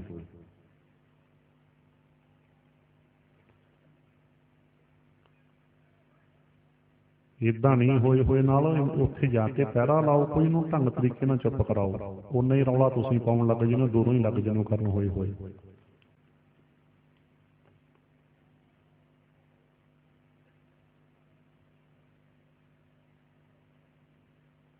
ਹਾਂਜੀ ਹੁਣ ਕਿਰਪਾ ਰੱਖੋ। ਦੇਖੋ ਕਥਾ ਦੀ ਲੜੀ ਟੁੱਟ ਗਈ। ਹਾਂਜੀ ਹੁਣ ਪਹਿਲੀ ਗੱਲ ਤਾਂ ਤਸੱਲੀ ਹੋ ਗਈ ਸਭ ਦੀ। ਮੇਰਾ ਖਿਆਲ 3-4 ਪ੍ਰਮਾਣ ਤੁਹਾਨੂੰ ਮੈਂ ਦੇ ਦਿੱਤੇ। ਗੁਰੂ ਦੀ ਇੱਛਾ ਹੈ ਇਸ ਕੌਤਕ ਨੂੰ ਗੁਪਤ ਰੱਖਣ ਦੀ। ਸਾਰਿਆਂ ਤੋਂ ਵੱਡਾ ਸਬੂਤ ਗੁਰੂ ਜੀ ਨੇ ਪੰਜਾਂ ਨੂੰ ਹਦਾਇਤ ਕੀਤੀ ਸਖਤ ਵੀ ਅੰਦਰ ਵਾਲੀ ਗੱਲ ਕਿਤੇ ਨਹੀਂ ਬਾਹਰ। ਤਾਂ ਹੀ ਪੰਜਾਂ ਨੇ ਲੀਕ ਨਹੀਂ ਕੀਤੀ। ਉਹਨਾਂ ਦਾ ਕਿੱਡਾ ਵੱਡਾ ਹਾਜ਼ਮਾ। ਪੰਜੇ ਦੇਖੋ ਉਸ ਗੁਪਤ ਭੇਦ ਨੂੰ ਨਾਲੇ ਲੈ ਗਏ ਨਾ। ਨਹੀਂ ਮਾਂ ਪਿਓ ਨੂੰ ਦੱਸ ਦਿੰਦਾ ਅਗਲਾ ਕੁਛ, ਗੁਰੂ ਦੇ ਵਚਨ ਨੂੰ ਪਾਲ ਲਿਆ ਨਾ ਉਹਨਾਂ ਨੇ। ਕੋਈ ਸਿੱਖ ਹਮੇਸ਼ਾ ਗੁਰੂ ਦੇ ਵਚਨ ਤੇ ਮਾਂ ਪਿਓ ਨੂੰ ਕਿੰਨਾ ਪੁੱਛਿਆ ਹੋਣਾ, ਮਾਂ ਪਿਓ ਨੂੰ ਦੱਸਿਆ ਨਹੀਂ, ਗਾਹਾਂ ਦੀ ਗਾਹਾਂ ਗੱਲ ਜਾਂਦੀ। ਘਰ ਵਾਲੀ ਨੇ ਪੁੱਛਿਆ ਹੋਣਾ, ਬੱਚਿਆਂ ਨੇ ਪੁੱਛਿਆ ਹੋਣਾ, ਪੰਜਾਂ ਦਿਆਂ ਨੇ ਘਰੇ ਨਾ, ਬਿਲਕੁਲ ਨਹੀਂ। ਇਸ ਕਰਕੇ ਇੱਥੋਂ ਸਿੱਧ ਹੁੰਦਾ ਹੈ ਵੀ ਗੁਰੂ ਜੀ ਨੇ ਪੰਜਾਂ ਪਿਆਰਿਆਂ ਨੂੰ ਵੀ ਹਦਾਇਤ ਦਿੱਤੀ ਸੀ ਵੀ ਇਹ ਤੰਬੂ ਵਾਲਾ ਭੇਦ ਗੁਪਤ ਰੱਖਣਾ ਹੈ। ਬੋਲੋ ਸਤਿਨਾਮ ਸ੍ਰੀ ਵਾਹਿਗੁਰੂ। ਇਹ ਤੰਬੂ ਵਾਲਾ ਭੇਦ ਗੁਪਤ ਰੱਖਣਾ, ਸਖਤ ਹਦਾਇਤ, ਯਾਦ ਰੱਖਿਓ ਇਸ ਗੱਲ ਦਾ। ਤੇ ਉਦਾਂ ਦੀਆਂ ਗੱਲਾਂ ਪਾਸੇ ਵਾਲੀਆਂ CID ਵਾਲਾ ਵੇਖ ਗਿਆ, ਏਦਾਂ ਵੇਖ ਗਿਆ, ਸਾਰੇ ਪਹਿਰੇਦਾਰ ਸਾਰਾ ਕੁਛ ਸੀਗਾ ਉੱਥੇ, ਕਿਤੇ ਆਈ ਸੀਡੀਆਂ ਵਾਲੇ, ਕਿਤੇ ਹੁੰਦਾ ਸੀਗਾ। ਬਾਕੀ ਉਹ ਅਲੀਗੜ੍ਹ ਯੂਨੀਵਰਸਿਟੀ 'ਚੋਂ ਕੋਈ ਲਿਖਤ ਨਹੀਂ ਮਿਲੀ। ਅਸੀਂ ਵੀ ਸਿੰਘ ਭੇਜੇ ਸੀਗੇ, ਸਾਰਾ ਪਤਾ ਨਾ, ਉਹਦਾ ਪ੍ਰੂਫ ਕੋਈ ਨਹੀਂ ਮਿਲਿਆ, ਪੱਕਾ ਪ੍ਰੂਫ ਉਹਦਾ ਕੋਈ ਨਹੀਂ ਮਿਲਿਆ। ਅਸਲ ਦੇ ਵਿੱਚ ਜਿਹੜਾ ਅਬਲ ਤਰਾਨੀ ਅਜਮੇਰ ਸਿੰਘ ਬਣਿਆ, ਇਹ ਮੁਕਤਸਰ ਸਾਹਿਬ ਦੇ ਕੋਲ ਰਹਿੰਦਾ ਹੁੰਦਾ ਸੀਗਾ। ਇਹ ਮੁਸਲਮਾਨ ਭਰਾ ਬਣਿਆ, ਕੋਈ ਸ਼ੱਕ ਨਹੀਂ। ਪਰ ਉਹ ਅਬਲ ਤਰਾਨੀ ਅਜਮੇਰ ਸਿੰਘ ਜਿਹੜਾ ਬਣਿਆ, ਉਹ ਜਦੋਂ ਗੁਰੂ ਜੀ ਮੁਕਤਸਰ ਦੇ ਜੰਗ ਦੇ ਵਿੱਚ ਉਸ ਇਲਾਕੇ 'ਚ ਵਿਚਰ ਰਹੇ ਆ, ਉਦੋਂ ਉਹਦਾ ਮੇਲ ਹੋਇਆ, ਉਹਨੇ ਅੰਮ੍ਰਿਤ ਛਕਿਆ, ਅਜਮੇਰ ਸਿੰਘ ਬਣਿਆ। ਉਸ ਅਬਲ ਤਰਾਨੀ ਨੂੰ CID ਵਾਲਾ ਕਿਹਾ ਜਾ ਰਿਹਾ, ਨਹੀਂ ਉਹ ਤਾਂ ਬਾਅਦ ਵਿੱਚ ਮਿਲਿਆ, ਮੁਕਤਸਰ ਦੇ ਜੰਗ ਤੋਂ ਬਾਅਦ, ਉਦੋਂ ਬਾਅਦ ਅੰਮ੍ਰਿਤ ਛਕਿਆ ਜਿਹੜਾ ਅਬਲ ਤਰਾਨੀ ਕਹਿੰਦੇ, ਜੋ ਅਜਮੇਰ ਸਿੰਘ ਬਣਿਆ। ਚਲੋ ਰਹੋ ਵਿਚਾਰ। ਵੈਸੇ ਇੱਕ ਗੱਲ 'ਚ ਗੱਲ ਨਿਬੜ ਗਈ ਵੀ ਗੁਰੂ ਸਾਹਿਬ ਦੀ ਇੱਛਾ ਨੂੰ ਸਮਝਣ ਦੀ ਕੋਸ਼ਿਸ਼ ਕਰੋ, ਬਸ ਇੱਕੋ ਹੀ ਗੱਲ। ਤੰਬੂ ਵਿੱਚ ਕੀ ਹੋਇਆ, ਬਸ ਗੁਰੂ ਤੇ ਪੰਜੇ ਪਿਆਰੇ ਜਾਣੋ। ਚਲੋ ਇੰਨੇ ਵਾਰ ਕਹਿਤਾ, ਮੇਰੇ ਖਿਆਲ ਤਸੱਲੀ ਹੋ ਗਈ ਹੋਊ, ਨਾ ਕਿਸੇ ਦੀ ਹੋਈ ਹੋਵੇ ਮੈਨੂੰ ਮਾਫ ਕਰ ਦਿਓ। ਇਦੋਂ ਅੱਗੇ ਫਿਰ ਮੈਂ ਤਾਂ ਜਾ ਨਹੀਂ ਸਕਦਾ, ਮੇਰੇ ਵਿੱਚ ਹਿੰਮਤ ਹੈ ਨਹੀਂ ਤੰਬੂ 'ਚ ਵੇਖਣ ਦੀ, ਤੰਬੂ ਪਾੜਨ ਦੀ। ਕਈ ਵਿਦਵਾਨ ਪਾੜੀ ਜਾਂਦੇ ਆ, ਤੰਬੂ ਪਾੜੀ ਜਾਂਦੇ ਨੇ, ਮੇਰੇ 'ਚ ਹਿੰਮਤ ਨਹੀਂ। ਅੱਡੋਡੀ ਹੁੰਦਾ ਵੀ ਚਲੋ ਆਪਣਾ, ਚਲੋ ਰਹੋ ਵਿੱਚ। ਤਾਂ ਤੇ ਹਾਂਜੀ, ਜਿਸ ਵੇਲੇ ਏਦਾਂ ਸਜਾ ਕੇ ਲੈ ਆਏ, ਫਿਰ ਤੁਹਾਨੂੰ ਪਤਾ ਹੈ ਖੰਡੇ ਦੀ ਪਹੁਲ ਤਿਆਰ ਹੋਈ। ਇੱਕ ਪੱਥਰ ਦਾ ਕੁੰਡਾ ਮੰਗਵਾਇਆ, ਸੁਨਹਿਰਾ ਕਹਿ ਦਿੰਦੇ ਆ ਖਾਲਸਾ ਬੋਲੀ ਵਿੱਚ। ਉੱਪਰ ਜਾਣੀ ਕਿ ਸਰਬ ਲੋਹ ਦਾ ਬਾਟਾ ਰੱਖਿਆ, ਮਾਂਝ ਸਵਾਰ ਕੇ ਸਤਲੁਜ ਤੋਂ ਪਾਣੀ ਮੰਗਵਾਇਆ। ਫਿਰ ਜਾਣੀ ਕਿ ਮਾਤਾ ਜੀਤੋ ਜੀ ਨੇ, ਜੀਤ ਕੌਰ ਤਾਂ ਬਾਅਦ ਚ ਬਣੀ ਨਾ, ਤੇ ਸਾਹਿਬ ਕੌਰ ਲਿਖਣ ਦਿਆ, ਸਾਹਿਬ ਕੌਰ ਤਾਂ ਬਾਅਦ ਵਿੱਚ ਆਏ ਨੇ। ਚਲੋ ਮਾਤਾ ਜੀਤ ਕੌਰ ਜੀ ਨੇ ਇਦਾਂ ਹੀ ਲਹਜ ਵਰਤੋਂ ਆਪਾਂ ਉਸ ਵੇਲੇ ਜਾਣੀ ਕਿ ਜੀਤਾਂ ਜੀ ਦੇ ਨਾਮ ਦੇ ਵਿੱਚ ਆਪਾਂ ਕਹਿ ਲਓ। ਸੋ ਏਦਾਂ ਮਾਤਾ ਜੀਤੋ ਜੀ ਨੇ ਪਤਾਸੇ ਪਾਏ। ਫਿਰ ਖੰਡਾ ਚੱਲਣਾ ਸ਼ੁਰੂ ਹੋਇਆ, ਗੁਰਬਾਣੀ ਦਾ ਪਾਠ ਹੋਇਆ, ਖੰਡੇ ਦੀ ਪਹੁਲ ਤਿਆਰ ਹੋਈ। ਪੰਜਾਂ ਨੂੰ ਗੁਰੂ ਜੀ ਨੇ ਖੰਡੇ ਦੀ ਪਹੁਲ ਛਕਾਈ, ਪੰਜ ਚੂਲੇ ਛਕਾਏ, ਪੰਜ ਸੀਸ ਛਕਾਏ, ਪੰਜ ਨੇਤਰਾਂ ਛੱਟੇ ਮਾਰੇ, ਸਾਰੀ ਜੋ ਮਰਜ਼ਾਦਾ ਦ੍ਰਿੜ ਕਰਵਾਈ, ਸਭ ਕੁਝ ਹੋਇਆ। ਪੰਜਾਂ ਨੂੰ ਖੰਡੇ ਦੀ ਪਹੁਲ ਛਕਾ ਕੇ ਗੁਰੂ ਜੀ ਫਿਰ ਸਾਰੀਆਂ ਸੰਗਤਾਂ ਨੂੰ ਜਾਣ ਪਛਾਣ ਕਰਾਉਂਦੇ ਆ। ਪੰਜਾਂ ਦੀ ਸੰਗਤੇ, ਇਹ ਸਾਡੇ ਪਿਆਰੇ ਨੇ ਭਾਈ ਦਇਆ ਸਿੰਘ ਜੀ ਖਾਲਸਾ, ਆਹ ਸਾਡੇ ਪਿਆਰੇ ਨੇ ਭਾਈ ਧਰਮ ਸਿੰਘ ਜੀ ਖਾਲਸਾ, ਇਹ ਆ ਸਾਡਾ ਪਿਆਰਾ ਭਾਈ ਹਿੰਮਤ ਸਿੰਘ ਜੀ ਖਾਲਸਾ, ਇਹ ਆ ਸਾਡਾ ਪਿਆਰਾ ਭਾਈ ਧਰਮ ਸਿੰਘ ਜੀ ਖਾਲਸਾ, ਇਹ ਹੈ ਸਾਡਾ ਪਿਆਰਾ ਭਾਈ ਮੋਹਕਮ ਸਿੰਘ ਜੀ ਖਾਲਸਾ, ਇਹ ਆ ਸਾਡਾ ਪਿਆਰਾ ਭਾਈ ਸਾਹਿਬ ਸਿੰਘ ਜੀ ਖਾਲਸਾ। ਜਦੋਂ ਏਦਾਂ ਜਾਣ ਪਛਾਣ ਕਰਾਈ ਤੇ ਸੰਗਤਾਂ ਬੜੀਆਂ ਹੈਰਾਨ ਹੋਈਆਂ ਵੀ ਹੈ ਸਾਰੇ ਹੁਣ ਸਿੰਘ ਖਾਲਸੇ ਬਣ ਗਏ। ਹੁਣ ਨਾ ਕੋਈ ਖੱਤਰੀ ਰਿਹਾ, ਨਾ ਕੋਈ ਝੋਰ ਰਿਹਾ, ਨਾ ਕੋਈ ਸ਼ੀਂਬਾ ਰਿਹਾ, ਨਾ ਕੋਈ ਨਾਈ ਰਿਹਾ, ਨਾ ਕੋਈ ਜੱਟ ਰਿਹਾ।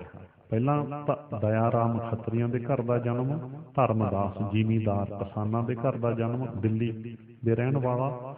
ਹਿੰਮਤ ਰਾਏ ਪਹਿਲਾਂ ਸੁਣ ਲਿਆ ਸੀ, ਝੋਰਾਂ ਦੇ ਘਰ ਦਾ ਜਨਮ, ਮੋਹਕਮ ਚੰਦ ਕਹਿ ਲੋ, ਦਾਸ ਕਹਿ ਲੋ, ਸ਼ੀਂਬਿਆਂ ਦੇ ਘਰ ਦਾ ਜਨਮ, ਸਾਹਿਬ ਰਾਮ ਨਾਈਆਂ ਦੇ ਘਰ ਦਾ ਜਨਮ।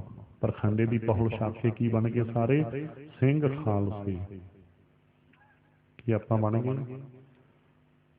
ਚਲੋ ਜਿਹੜੇ ਬਣ ਕੇ ਵੱਡੇ ਭਾਗ, ਬਹੁਤੇ ਤਾਂ ਅੰਮ੍ਰਿਤ ਛਕ ਕੇ ਵੀ ਰਾਮਗੜ੍ਹੀਏ ਰਵਿਦਾਸ ਕੀ ਜੱਟ ਤੇ ਭਾਪੀ ਤੁਰੇ ਫਿਰਦੇ ਆ। ਬੋਲੋ ਸਤਿਨਾਮ। ਪੁੱਛ ਲਓ ਕਿਸੇ ਨੂੰ ਗੁਰਦੁਆਰਾ ਕਿਹਨਾਂ ਦਾ? ਰਾਮਗੜ੍ਹੀਆਂ ਦਾ। ਇੱਧਰ ਇਹ ਰਵਿਦਾਸੀਆਂ ਦਾ, ਇੱਧਰ ਗੁਰਦੁਆਰਾ ਜੱਟਾਂ ਦਾ। ਪਿਛਲੇ ਪਾਸੇ ਬਾਜੀ ਆਉਂਦੀ ਹੈ ਭਾਪਿਆਂ ਦਾ।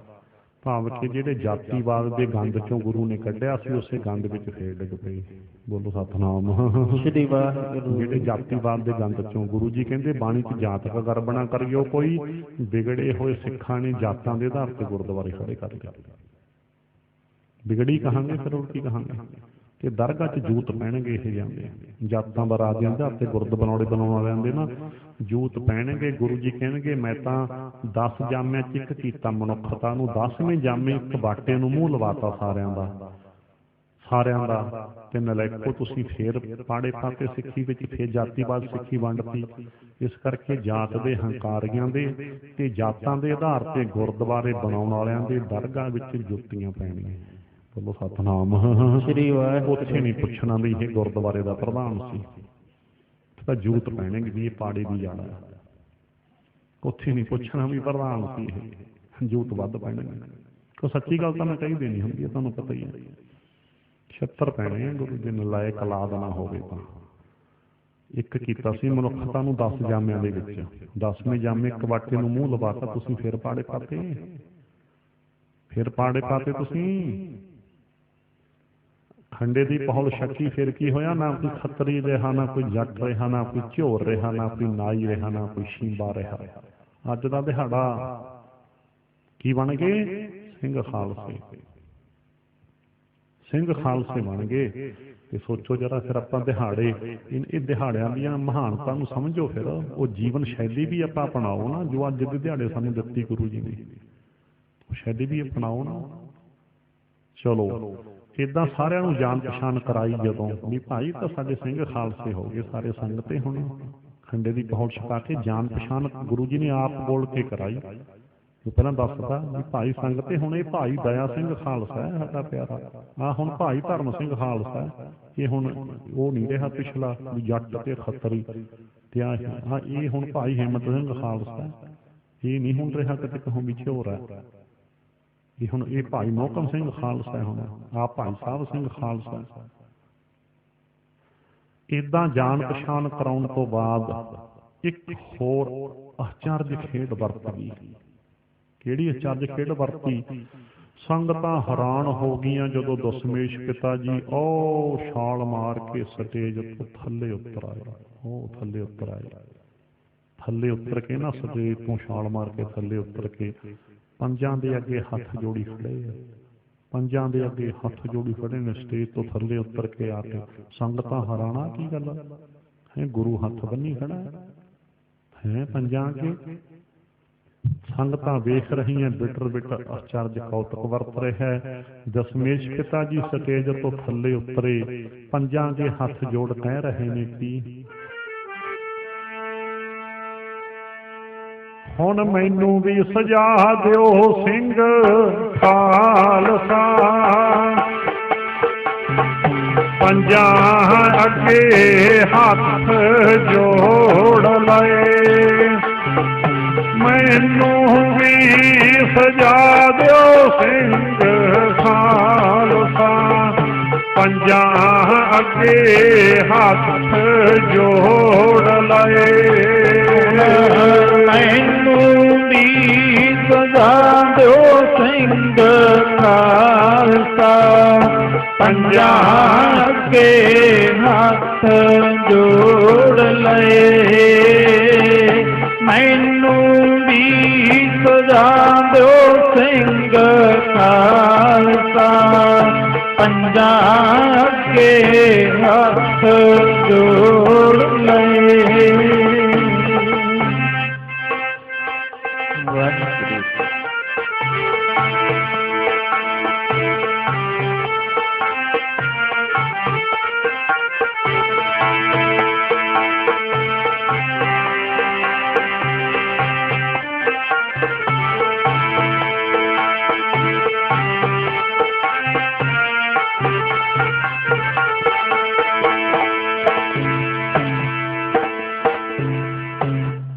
ਸਿੰਘੋ ਹੁਣ ਮੈਨੂੰ ਵੀ ਗੋਬਿੰਦ ਰਾਜ ਤੋਂ ਗੋਬਿੰਦ ਸਿੰਘ ਬਣਾ ਦਿਓ। ਜਿਸ ਵੇਲੇ ਇੰਨਾ ਕਿਹਾ ਤੇ ਪੰਜੇ ਸਿੰਘ ਕਹਿੰਦੇ ਪਾਤਸ਼ਾਹ ਹੈ ਅਸੀਂ ਆਪ ਨੂੰ ਕੁਛ ਦੇ ਸਕਦੇ ਹਾਂ, ਹੈ ਅਸੀਂ ਤੁਹਾਨੂੰ ਗੁਰੂ ਸਾਹਿਬ ਕਹਿੰਦੇ ਬਸ ਸਿੰਘੋ, ਇਹੀ ਅਕਾਲ ਪੁਰਖ ਵਾਹਿਗੁਰੂ ਦਾ ਹੁਕਮ ਹੈ ਅੱਜ ਦੇ ਦਿਹਾੜੇ। ਹੁਣ ਪੰਜੇ ਤੁਸੀਂ ਮੈਨੂੰ ਅੰਮ੍ਰਿਤ ਛਕਾ ਕੇ ਗੋਬਿੰਦ ਰਾਏ ਤੋਂ ਗੋਬਿੰਦ ਸਿੰਘ ਬਣਾਓਗੇ, ਐਸੀ ਅਕਾਲ ਪੁਰਖ ਦਾ ਹੁਕਮ ਹੈ। ਫਿਰ ਪੰਜਾਂ ਨੇ ਅਕਾਲ ਪੁਰਖ ਦੇ ਇਸ ਹੁਕਮ ਅੱਗੇ, ਜੋ ਗੁਰੂ ਜੀ ਨੇ ਸੁਣਾਇਆ ਇਹ ਹੁਕਮ ਵਾਹਿਗੁਰੂ ਪਰਮੇਸ਼ਰ ਦਾ, ਇਸ ਹੁਕਮ ਅੱਗੇ ਸੀਸ ਝੁਕਾ ਦਿੱਤੇ। ਬੋਲੋ ਸਤਿਨਾਮ ਸ੍ਰੀ ਵਾਹਿਗੁਰੂ। ਪਹਿਲਾਂ ਤਾਂ ਫਿਰ ਸਤਿਕਾਰ ਭਾਵੋਂ ਵੀ ਹੈ ਅਸੀਂ ਗੁਰੂ ਨੂੰ ਦੇਵਾਂਗੇ ਕੁਛ ਹੈ, ਅਸੀਂ ਕਹਿੰਦੇ ਨੇ ਬਸ ਇਹੀ ਹੁਕਮ ਹੈ, ਇਹੀ ਹੁਕਮ ਹੈ ਬਸ।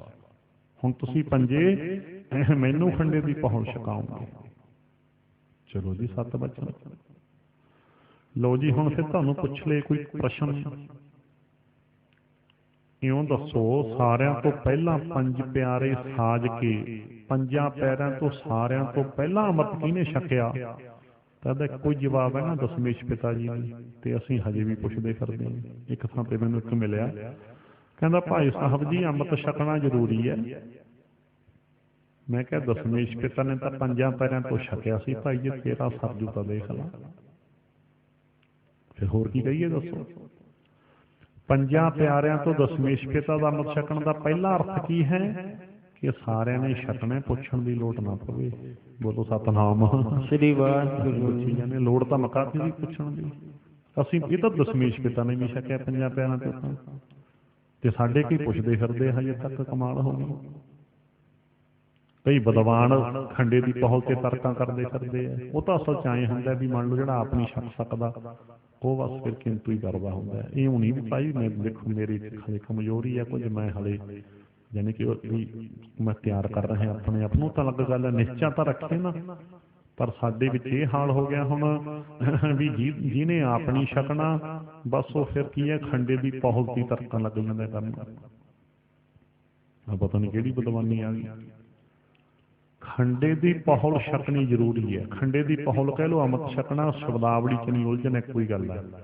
ਇੱਥੇ ਜਦੋਂ ਆਪਾਂ ਕਹਿੰਦੇ ਹਾਂ ਅੰਮ੍ਰਿਤ ਛਕੋ, ਉਹਦਾ ਅਰਥ ਇਹੀ ਹੈ ਖੰਡੇ ਦੀ ਪਹੁਲ। ਕਿਉਂਕਿ ਆਪ ਜੀ ਨੂੰ ਪਤਾ ਹੋਵੇਗਾ, ਇੱਕ ਨੁਕਤਾ ਹੋਰ ਦੇ ਦਾਂ ਵਿੱਚੋਂ ਹੀ, ਕਿਸੇ ਵੀ ਲਫ਼ਜ਼ ਦਾ ਜਿਹੜਾ ਅਰਥ ਹੈ ਇਹ ਪ੍ਰਕਰਨ ਮੁਤਾਬਕ ਹੁੰਦਾ ਹੈ।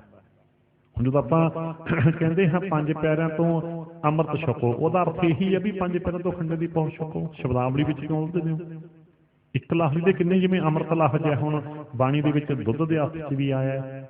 ਜਿਸ ਤਰ੍ਹਾਂ ਪਸ਼ੂ ਮਿਲੇ ਚੰਗਿਆਈਆਂ ਖੜ ਖਾਵੇ ਅੰਮ੍ਰਿਤ ਦੇ, ਉੱਥੇ ਅਰਥ ਕੀ ਹੈ ਪ੍ਰਕਰਨ ਮੁਤਾਬਕ ਵੀ ਭਾਈ ਮਨੁੱਖ ਨੂੰ ਇੱਕ ਤਰ੍ਹਾਂ ਦਾ ਆਪਾਂ ਕਹਿ ਲਓ ਹਲੂਣਾ ਦਿੱਤਾ ਹੈ ਵੀ ਜੇ ਤੂੰ ਪ੍ਰਮਾਤਮਾ ਦੀ ਜਾਤ ਤੋਂ ਬਿਨਾਂ ਜਿਉਣਾ ਹੈ ਤਾਂ ਤੇਰੇ ਨਾਲੋਂ ਪਸ਼ੂ ਚੰਗੇ ਆ ਜਿਹੜੇ ਤੂੜੀ ਖਲ ਖਾ ਕੇ ਦੁੱਧ ਦੇਈ ਜਾਂਦੇ ਨੇ। ਖੜ ਖਾਵੇ ਅੰਮ੍ਰਿਤ ਦੇ, ਇੱਥੇ ਅੰਮ੍ਰਿਤ ਦਾ ਇੱਕੋ ਅਰਥ ਕੀ ਦੁੱਧ, ਇੱਥੇ ਅਰਥ ਦੁੱਧ। ਏਦਾਂ ਕਿਸੇ ਵੀ ਲਫ਼ਜ਼ ਦਾ ਜਿਹੜਾ ਅਰਥ ਹੈ ਉਹ ਚੱਲ ਰਹੀ ਗੱਲਬਾਤ ਮੁਤਾਬਕ ਹੁੰਦਾ। ਸ਼ਬਦ ਕੋਸ਼ ਪੜ੍ਹ ਕੇ ਦੇਖੋ ਤੁਸੀਂ, ਇੱਕ ਇੱਕ ਸ਼ਬਦ ਦੇ 100 ਅਰਥ ਵੀ ਹੈ ਸ਼ਬਦ ਕੋਸ਼ਾਂ ਦੇ ਵਿੱਚ। 100 ਅਰਥ ਇੱਕ ਲਫ਼ਜ਼ ਦੇ ਹੁੰਦੇ ਆ, ਪਰ ਇੱਕ ਥਾਂ ਤੇ ਇੱਕੋ ਹੀ ਅਰਥ ਹੁੰਦਾ ਹੈ। ਹੁਣ ਉੱਥੇ ਤਾਂ ਅਰਥ ਕੀ ਹੈ?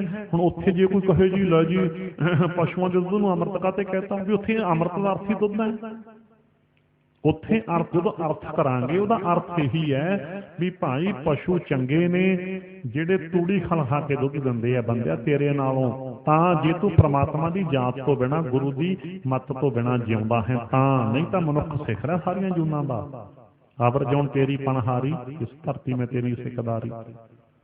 ਤੇ ਨਹੀਂ ਤਾਂ ਫਿਰ ਪਸ਼ੂ ਮਿਲੇ ਚੰਗਿਆਈਆਂ ਖੜ ਖਾਵੇ ਅੰਮ੍ਰਿਤ ਦੇ, ਨਾਮ ਵਿਹੂਣੇ ਆਦਮੀ ਧ੍ਰਿਗ ਜੀਵਨ ਕਰਮ ਕਰੇ। ਏਦਾਂ ਕਹਿਣ ਦਾ ਭਾਵ ਉੱਥੇ ਅੰਮ੍ਰਿਤ ਲਫ਼ਜ਼ ਦਾ ਅਰਥ ਹੈ ਜੀ ਦੁੱਧ। ਜਿਹਨੂੰ ਅਰਥ ਨਹੀਂ ਪਤਾ ਹੁੰਦੇ ਭਾਵ ਅਰਥ, ਹੁਣ ਕੱਲ੍ਹ ਨੂੰ ਕੋਈ ਸਿਰ ਫਿਰਿਆ ਦੁੱਧ ਪੀ ਕੇ ਕਹਿ ਦੇ ਮੈਂ ਤਾਂ ਜੀ ਅੰਮ੍ਰਿਤ ਛਕਿਆ, ਮੈਨੂੰ ਤਾਂ ਲੋੜ ਹੀ ਨਹੀਂ। ਕੋਈ ਬਾਣੀ ਵਿੱਚ ਪਸ਼ੂ ਲਿਖਿਆ ਹੋਇਆ ਵੀ ਪਸ਼ੂ ਵੀ ਅੰਮ੍ਰਿਤ ਹੀ ਦਿੰਦੇ ਆ, ਕਹਿੰਦਾ ਮੈਂ ਤਾਂ ਰੋਜ਼ ਪੀਂਦਾ, ਤੇ ਉਹਨੂੰ ਸਿਰ ਫਿਰੇ ਹੀ ਕਹਾਂਗੇ। ਕਹਿਣ ਦਾ ਭਾਵ ਉਹਨੂੰ ਸਿਰ ਫਿਰੇ ਹੀ ਕਹਾਂਗੇ। ਕਹਿਣ ਦਾ ਭਾਵ ਉੱਥੇ ਅਰਥ ਹੈ ਜਿਹੜਾ ਦੁੱਧ ਹੈ, ਕਿਤੇ ਅਰਥ ਖਾਣਾ ਵੀ ਹੈ। ਦੇਖੋ ਜਿਹੇ ਪ੍ਰਸਾਦ ਸ਼ਕਤੀ ਅੰਮ੍ਰਿਤ ਖਾਹੇ ਤਿਸ ਠਾਕਰ ਕਉ ਰਖਮਣ ਮਾਹੇ। ਇੱਥੇ ਅੰਮ੍ਰਿਤ ਲਫ਼ਜ਼ ਦਾ ਕੀ ਅਰਥ ਹੈ? ਖਾਣਾ। ਜਿਸ ਪ੍ਰਮਾਤਮਾ ਦੀ ਕਿਰਪਾ ਨਾਲ 36 ਪ੍ਰਕਾਰ ਦੇ ਖਾਣੇ ਖਾਣਾ ਹੈ ਉਹਨੂੰ ਮਨ ਵਿੱਚ ਯਾਦ ਰੱਖਿਆ ਕਰੋ। ਕਿਤੇ ਅੰਮ੍ਰਿਤ ਲਫ਼ਜ਼ ਦਾ ਅਰਥ ਆਤਮਿਕ ਜੀਵਨ ਦੇਣ ਵਾਲੀ ਬਾਣੀ, ਅੰਮ੍ਰਿਤ ਬਾਣੀ ਹਰ ਹਰ ਤੇਰੀ ਸੁਣ ਸੁਣ ਹੋਵੇ ਪਰਮਗਤ ਮੇਰੀ। ਕਿਤੇ ਅੰਮ੍ਰਿਤ ਦਾ ਅਰਥ ਬਾਣੀ ਵਿੱਚ ਗੁਣ ਹੈ। ਇਸ ਦੇਹੀ ਅੰਦਰ ਪੰਜ ਚੋਰ ਵਸੇ, ਕਾਮ ਕ੍ਰੋਧ ਲੋਭ ਮੋਹ ਅਹੰਕਾਰਾ। ਅੰਮ੍ਰਿਤ ਲੁੱਟੇ, ਅੰਮ੍ਰਿਤ ਲੁੱਟੇ ਦਾ ਮਤਲਬ ਸਾਡੇ ਗੁਣ ਲੁੱਟਦੇ ਆ ਜਿਹੜੇ ਵਿਕਾਰ ਆ। ਇੱਥੇ ਅੰਮ੍ਰਿਤ ਦਾ ਅਰਥ ਕੀ ਬਣ ਗਿਆ? ਗੁਣ। ਅੰਮ੍ਰਿਤ ਲੁੱਟੇ ਮਨ ਮੁਖ ਨਹੀਂ ਬੂਝੇ, ਕੋਈ ਨਾ ਸੁਣੇ ਪੁਕਾਰਾ। ਤਾਂ ਤੇ ਇਦਾਂ ਬੜੇ ਹੀ ਜਾਨੀ ਕਿ ਅਰਥ ਨੇ ਇੱਕ ਲਫ਼ਜ਼ ਦੇ। ਤੇ ਜਿੱਥੇ ਰਹਿਤਨਾਮੇ 'ਚ ਵਚਨ ਆ ਗਿਆ ਸਰਬੰਤ ਸੰਗਤ ਕਾਬਲ ਗੁਰੂ ਰੱਖੇਗਾ, ਤੁਸਾਂ ਉੱਪਰ ਮੇਰੀ ਬਹੁਤ ਖੁਸ਼ੀ ਹੈ। ਤੁਸੀਂ ਖੰਡੇ ਦਾ ਅੰਮ੍ਰਿਤ ਪੰਜਾਂ ਤੋਂ ਲੈਣਾ। ਖੰਡੇ ਦਾ ਅੰਮ੍ਰਿਤ ਕਹਿੰਦਾ ਨੇ ਇੱਥੇ, ਫਿਰ ਕੀ ਦੱਸੋ? ਲਫ਼ਜ਼ ਅੰਮ੍ਰਿਤ ਆ ਗਿਆ ਨਾ। ਜੋ ਕਾਬਲ ਦੀ ਸੰਗਤ ਨੂੰ ਲਿਖਿਆ ਹੁਕਮਨਾਮਾ ਹੈ, ਉੱਥੇ ਖੰਡੇ ਦਾ ਅੰਮ੍ਰਿਤ ਲਿਖਿਆ ਗੁਰੂ ਜੀ ਨੇ। ਕਮਾਲ ਹੈ। ਕਈ ਐਵੇਂ ਜਾਨੀ ਕਿ ਬਾਲ ਦੀ ਖੱਲ ਲਾਉਣ ਦਾ ਕੋਈ ਫਾਇਦਾ ਨਹੀਂ ਹੁੰਦਾ। ਉਹ ਤੁਸੀਂ ਜੀ ਖੰਡੇ ਦੀ ਪਹੁਲ ਕਹੋ ਜੀ, ਖੰਡੇ ਦਾ ਅੰਮ੍ਰਿਤ ਨਾ ਕਿਹਾ ਕਰੋ। ਨਹੀਂ, ਇਹ ਗੱਲਾਂ ਨਾਲ ਅਸੀਂ ਨਹੀਂ ਸਹਿਮਤ ਹਾਂ। ਕਿਸੇ ਵੀ ਲਫ਼ਜ਼ ਦਾ ਅਰਥ ਪ੍ਰਕਰਨ ਮੁਤਾਬਕ ਹੁੰਦਾ। ਖੰਡੇ ਦਾ ਅੰਮ੍ਰਿਤ ਦਾ ਅਰਥ ਵੀ ਖੰਡੇ ਦੀ ਪਹੁਲੀ ਹੈ। ਹਾਂ, ਜੋ ਅਰਥ ਕਰਾਂਗੇ ਅਰਥ ਪਹੁਲੀ ਹੈ। ਇਸ ਕਰਕੇ ਰਹੋ ਵਿਚਾਰਤਾ ਤੇ ਤਾਂ ਇੱਕ ਵਿੱਚੋਂ ਨੁਕਤਾ ਦੇਤਾ ਨਾ ਵੀ ਕਈ ਵਾਰ ਨਿੱਕੀਆਂ ਨਿੱਕੀਆਂ ਗੱਲਾਂ ਤੇ ਵੀ ਅਸੀਂ ਕਰਦੇ ਰਹਿੰਦੇ ਹਾਂ। ਨਹੀਂ, ਏਦਾਂ ਵੀ ਨਹੀਂ ਹੁੰਦਾ ਵੀ ਐਵੇਂ ਹਰ ਗੱਲ ਦੀ ਬਾਲ ਦੀ ਖੱਲ ਲਾਹੀ ਚੱਲੋ। ਚਲੋ ਰਹੋ ਵਿਚਾਰ। ਤਾਂ ਤੇ ਹੁਣ ਗੱਲ ਕਿੱਥੇ ਚੱਲੀ ਸੀ ਕਿ ਅਜੇ ਵੀ ਕਈ ਪੁੱਛਦੇ ਰਹਿੰਦੇ ਨੇ ਜੀ ਅੰਮ੍ਰਿਤ ਛਕਣਾ ਹੈ। ਇਹ ਤਾਂ ਗੁਰੂ ਜੀ ਨੇ ਪੁੱਛਣ ਦੀ ਲੋੜ ਹੀ ਮੁਕਾਤੀ ਸੀ ਆਪ ਛਕ ਕੇ ਪੰਜ ਪਿਆਰਿਆਂ ਤੋਂ। ਪੰਜ ਪਿਆਰਿਆਂ ਤੋਂ ਆਪ ਅੰਮ੍ਰਿਤ ਛਕ ਕੇ ਗੁਰੂ ਜੀ ਨੇ ਫੇਰ ਹੀ ਸਾਰੀ ਸੰਗਤ ਨੂੰ ਹੁਕਮ ਕੀਤਾ ਕਿਹੜਾ? ਪੀਵੋ ਪਾਹੁਲ ਖੰਡੇ ਧਾਰ, ਹੋਏ ਜਨਮ ਸੁਹੇਲਾ। ਪੀਵੋ ਪਾਹੁਲ ਖੰਡੇ ਧਾਰ, ਹੋਏ ਜਨਮ ਸੁਹੇਲਾ। ਪੀਵੋ ਪਾਹੁਲ ਖੰਡੇ ਧਾਰ, ਹੋਏ ਜਨਮ ਸੁਹੇਲਾ। ਪੀਵੋ ਪਾਹੁਲ ਖੰਡੇ ਧਾਰ, ਹੋਏ ਜਨਮ ਸੁਹੇਲਾ।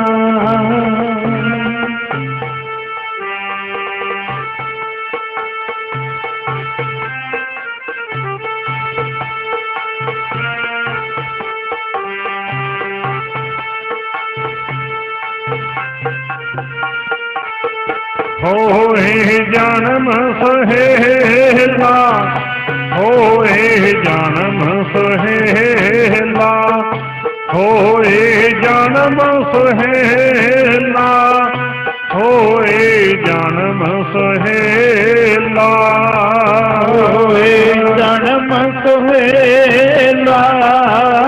ਹੋਏ ਜਨਮ ਸੁਹੇਲਾ। ਹੋਏ ਜਨਮ ਸੁਹੇਲਾ, ਹੋਏ ਜਨਮ ਸੁਹੇਲਾ।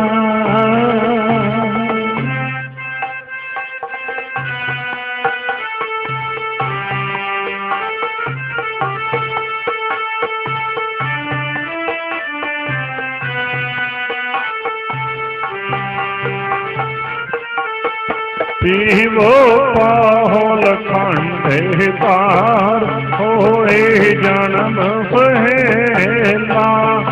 ਪੀਵੋ ਪਾਹੁਲ ਖੰਡੇ ਧਾਰ, ਹੋਏ ਜਨਮ ਸੁਹੇਲਾ। ਪੀਵੋ ਪਾਹੁਲ ਖੰਡੇ ਧਾਰ, ਹੋਏ ਜਨਮ ਸੁਹੇਲਾ। ਪੀਵੋ ਪਾਹੁਲ ਖੰਡੇ ਧਾਰ, ਹੋਏ ਜਨਮ ਸੁਹੇਲਾ।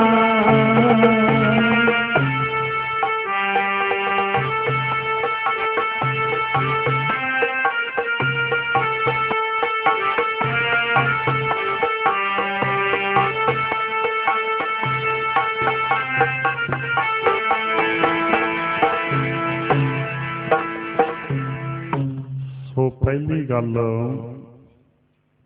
ਫਿਰ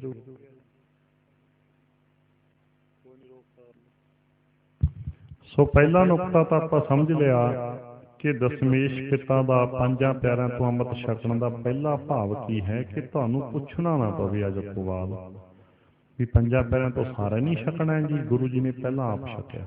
ਇੱਕ ਦੂਸਰਾ ਹੋਰ ਵੀ ਇਹਦਾ ਗਹਿਰਾ ਨੁਕਤਾ ਸਮਝ ਲਓ ਜੋ ਗੁਰੂ ਜੀ ਨੇ ਪੰਜਾਂ ਪਿਆਰਿਆਂ ਨੂੰ ਮਰਜ਼ਾਦਾ ਦ੍ਰਿੜ ਕਰਵਾਈ ਖੰਡੇ ਦੀ ਪਹੁਲ ਛਕਾ ਕੇ, ਫਿਰ ਪੰਜਾਂ ਪਿਆਰਿਆਂ ਤੋਂ ਖੰਡੇ ਦੀ ਪਹੁਲ ਛਕਣ ਦਾ ਕੀ ਅਰਥ ਹੈ? ਭਾਵ ਫਿਰ ਉਹੀ ਮਰਜ਼ਾਦਾ ਪੰਜਾਂ ਪਿਆਰਿਆਂ ਨੇ ਦਸਮੇਸ਼ ਪਿਤੋਂ ਦ੍ਰਿੜ ਕਰਵਾਈ।